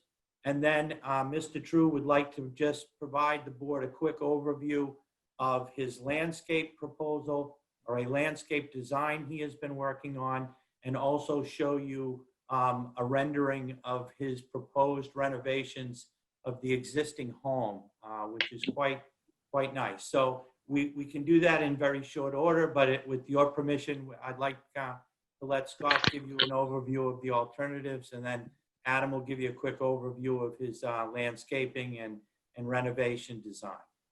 Great. Thank you, Doug. All you, Scott. Evening, Mr. Chair, members of the board. For the record, my name is Scott Cameron with the Moore & Cameron Group. I'm here on behalf of Gadsden Lane and Adam True. I'm going to skip over presenting on alternative one because this was the preliminary plan we presented to you at the last meeting, and I'm going to go into the assumption that you know your subdivision regulations better than I do. But this would be your by right road, which we discussed at the last meeting. in your packet, I guess in horizontal view, we came up with an alternative to, this is kind of following some precedent somewhat to Adam's last project as far as reducing the cul-de-sac diameter, reducing the roadway width a little bit. Really the overall goal here was to minimize the footprint of the infrastructure, being a private road for just 4 homes, to cater more to, you know, I guess the dwellings and the roads. So the emphasis is going towards the dwellings, which is ultimately what the project is designed to create. Not a lot of creativity in this design. It's more or less in the same footprint as the by right plan, but just as for a sake of comparison, on this we would be seeking a waiver to reduce the right-of-way width by about 13 feet. The pavement would remain at 22 feet. We know the fire department typically likes to see that width, which is the by right width. But we would also we would ask here to not do the paved sidewalk for this project. I know the sidewalk is here, but it ends near the site. And being only 4 homes, you know, there is plenty. There's very little traffic or concern here, where people can walk in the right of way if they are, or in this case, we're gearing it more towards the marsh and having people walk more towards the rear yards as much as the front. The cul-de-sac, the diameter, reducing it 14 feet from 164 to 140. The pavement, 20-foot reduction in the diameter from 140 feet to 120, and a reduction in the center cul-de-sac island as well. I guess all, again, minimizing the footprint of pavement for the project, which has, you know, again, environmental benefits. I think the stormwater management would be more or less, it would be close to what the preferred alternative would be. We'd probably be looking more for more getting towards maybe a super elevated roadway with a swale on one side, trying to let, you know, nature and more natural means of treating the stormwater prevail over structural systems. Due to the shape of the road and just the configuration, we probably still would need some sort of closed infrastructure to get the water to where we need it to go. And again, this concept, because the road extends in more or less the same footprint, to get the frontages to work with the uniform cul-de-sac, the development does push further back. You can see notably lot 4, the building itself would be in the buffer zone to the wetland. And the limit of work obviously would extend further back. So we'd probably be expecting to work up to about 25 feet off the wetland resource that extends up off the main marsh area. So again, this would be more of a familiar looking road. It's still your typical 500-foot dead end with the circular turnaround. There's nothing super, you know, fancy or special about this. The third alternative we presented is what we looked at during the site walk on Monday. And again, I feel the plan doesn't do it as much justice as being out there and seeing it on the ground and actually looking at, you know, for example, where a driveway would come up through the rock, you know, between the rock outcrops and be a feature that we highlight instead of bury or chip away or remove. So this would be going a little further with the waiver process. And really gearing, you know, the design, starting with the homes. This is where, you know, we would like to place the homes. We talked about and did see in the site walk, you know, the driveway for lot 2 coming up kind of between these very beautiful ledge outcrops, inside the home in kind of a low area or right in the middle of the lot. The dwelling here kind of mirrors of each other, utilizing kind of a flat rock area where the slab of the garage would go over that and fitting the homes. We didn't capture the ledge on this lot, but there is a ledge, that large ledge outcrop, which is prominent right in the corner of this house. But working around and utilizing that feature, which is kind of unique to this site, and bringing it out. And then again, with it's kind of a right angle teardrop design, where it's not purely circular. The radii here that we designed was for the Newbury fire truck. So we would expect in the definitive plan to show you that the fire truck could turn around this freely without hitting any obstructions. And what are we talking about on waivers from the second alternative to the third? you know, again, we're looking to further reduce the right-of-way. This one we had laid out at a 34-foot width. The reduced right-of-way, again, helps get the project, in my opinion, further away from the wetland. So instead of putting extra grass shoulders, which makes us push, you know, frontages longer and push development further away, we're sucking it all in. So we have enough room to put a drainage swale, we have enough room to put a utility, we get enough space to plow and push snow on the sides, but we're optimizing the footprint, or minimizing it rather, optimizing from an environmental perspective, the footprint of the road infrastructure, with the emphasis again on the lots themselves and keeping that work away from the wetland resource area to the rear. You can see in this case, the lot 4, the house is well outside the buffer zone. We've pulled this road. The road's actually still about 500 feet long. It's about 450 feet to the furthest point, so it's a little shorter than the other 2 configurations. But this makes a huge difference in sucking that down as far as pulling all the work away from the wetland resource area. So this would be a further reduction in the right-of-way width. The roadway we talked about would remain 22 feet. We are playing with the idea of a 20-foot one-way circulation around the teardrop here, just to reduce the pavement a little bit more in an effort to get around some of the rock and preserve some of the oak trees that you saw out there. Again, no sidewalk in this concept. A super elevated cross section. And when I say super elevated, of course, that means the road would just slope from one side to the other instead of a typical construction, which would have a crown. Because of the narrow width, we can do that, and we're not worried about puddling, and this would allow the water to go into a swale on one side. And then it wouldn't interfere with the electric utilities, which would be run on the opposite shoulder. So not terribly much more waivers than what was on the prior design. There may be some minor things with the irregular configuration, the turnaround. This isn't purely, you know, the 164-foot radii cul-de-sac, so we'd expect probably some relief on the geometry of the road, really, you know, demonstrating that it would accommodate a fire truck. Again, we're pushing here a little bit on the waivers to get creative to try and fit this as best we can to the landscape, in our opinion. Rather than, you know, I guess forcing the, you know, disregarding the landscape and what's there. I think I'll pass it over to Adam in the interest of time. And Adam, I did pull up the landscape plan here that you put together for the entrance. Oh, perfect. Thank you, Scott. Adam True, 1 William Hurley Way. So I just wanted to show this quickly, just for an overview of what we're going to do. And we're going to be producing a document tied to it with tree species and number.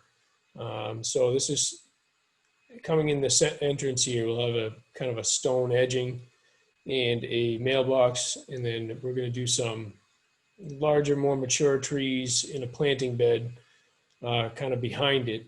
This tree and this tree exists, and then here we're going to do a stone retaining wall of sorts, and again, some more intensive plantings and 2 new trees in the front, 2 new ginkgo biloba trees to replace what was lost, the rotten maples. So I just wanted to let you see that, and the rendering of the front, and there'll be more to follow. Let me see if, Scott, do you have the rendering of the, there we go. And this is the rendering of the existing mid-century modern, which is to keep the brick natural and use a charcoal kind of tone with the rest of it, and bring a little bit of modern highlight to a new front door, kind of a wood tone. So looks pretty cool. Excited.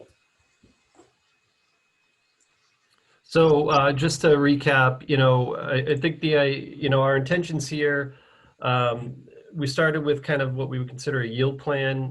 We're not looking to get any additional lots out of this. The cost of construction isn't necessarily any less from one to the other. This isn't about it. This is about what we feel designing a project that ultimately, working with your board, you know, the technical professionals that would be involved in the project, to get to something that we feel would fit the property better and would ultimately be of, you know, specifically the neighborhood, this small neighborhood's interest, but overall to be a feature project of public interest. to be something that we can hang our hat on as something that was well done. I'll turn it over to you. Happy to answer any questions and further discussion. Scott, thank you very much, and team, we appreciate that, and we appreciate the opportunity to have done our site walk the other day. And I think, Adam, can continue your conversations with your neighbors on Bayview is probably going to be good, because I saw a couple of those folks kind of poking over, looking at the fence during our site walk, so that was probably something to also help facilitate. Martha, where are we with this, and what do we need to do? Well, since this is really the first opportunity that the board has had to, see this third alternative, I think it's up to you all. Obviously, I think it would be beneficial for everybody to have a chance to kind of think about it. I would like to run the roadway by the fire chief, just to make sure that something doesn't go too far down a road that you're expecting it to, without getting that feedback. And I will say I'm a little concerned about the further reduction in the width of the right of way. I think we've gone down to about 40 feet, and that's probably about the smallest that we've gotten. So that's another thing to consider. But I very much appreciate the efforts to really work with the land and the rock outcroppings and the natural features, and pulling it farther away from the wetlands. I think that's all positive. I agree. It's a beautiful parcel, and it's very unique. So being creative with this is very, very helpful. So you think a little bit of additional homework just to make sure bump into any roadblocks would be appropriate? Yeah, I think so. I mean, understanding that it would be further developed in the definitive plan, but it seems like it would be good to get some of that input before you actually start, getting into that process, and give the board an opportunity to, just kind of digest what's been presented. Sounds good. Martha, or I guess through the chair, I guess for a meeting with the fire department, I would offer to provide a swept path analysis so we can see the path of the fire truck on the proposed road, which I think would help with that conversation. It's hard to see it without, driving it. Yeah, no, I think absolutely it would. They've been using their ladder truck at a 45-foot length as, but I can double check with the chief on what they'd like to see. I mean, they can give you the specs, but they add a few feet just to be safe. So, but that would be very helpful. Okay. Well, I think we have a plan, and Adam and Scott and Doug, you're comfortable with that. So I think the path will go down.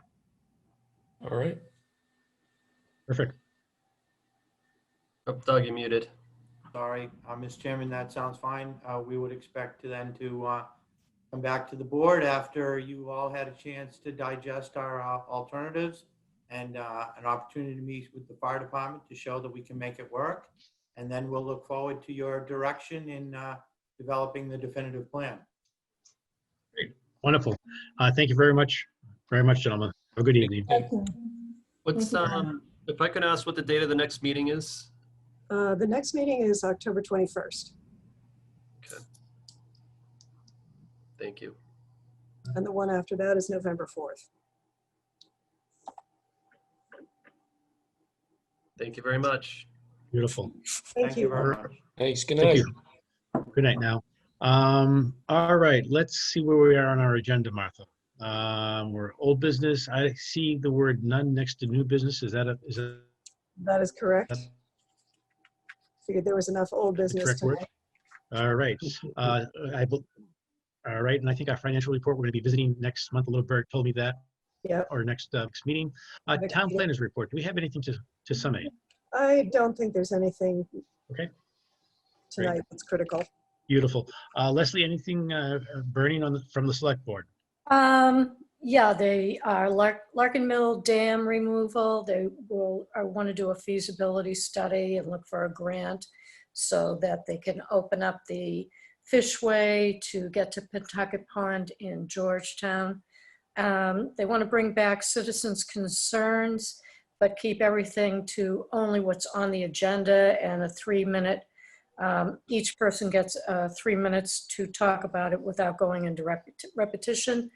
And they tabled from August, the one tree on Cottage Road should be taken down. Other 4 look good. Tree warden addressed to condition of the trees, and emergency select board meetings were motion and second approved motion, and Alicia Greco, vice chair, was given permission to sign warrants. Okay, very good. Thank you. Larry, ZBA? Really nothing new to report. Their regular meeting is next week on the 15th. Okay. And the continued Cricket Lane 40B hearing is on the 22nd. Other than that, I really don't have anything to report. Okay, thank you, sir. Martha, anything on MVPC? Actually, just one thing. Nate Robertson at MVPC has developed this amazing tool called the Data Portal, which gives an incredible amount of data about all the communities in the region. And he gave a presentation today as a rollout, and so I will send you the link. It's up on the website now, and it's just fabulous for anybody who wants to dig into any kind of data about demographics, education, business, available parcels for sale, I mean, it's really amazing. So I see excitement in your report. it was, yeah, it's very cool, very cool. Sounds really interesting. It's very interesting. It's going to be a great tool, I think, for a lot of things. Good. Well, something worth looking at. Conservation's meeting tonight. Hopefully they're still meeting and we're going to conclude our meeting. So that's conservation. Any other business?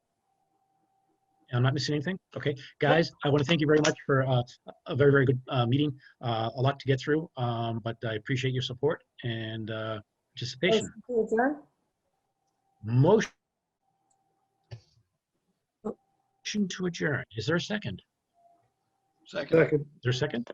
Sorry, who Oh, made thank you. There's a motion and a second. Leslie made the motion. Larry made the second. Any discussion on the motion? I don't see anyone making any motion. Okay, and how do we feel about that, Larry? Yes. Hey, Leslie. Yes. Or Woody. Sounds good, yes. All right, Mary. Yep. All right, I'm on board too. Everyone, thanks very much. Have a great night. Thank you, Martha. Thank you. Martha.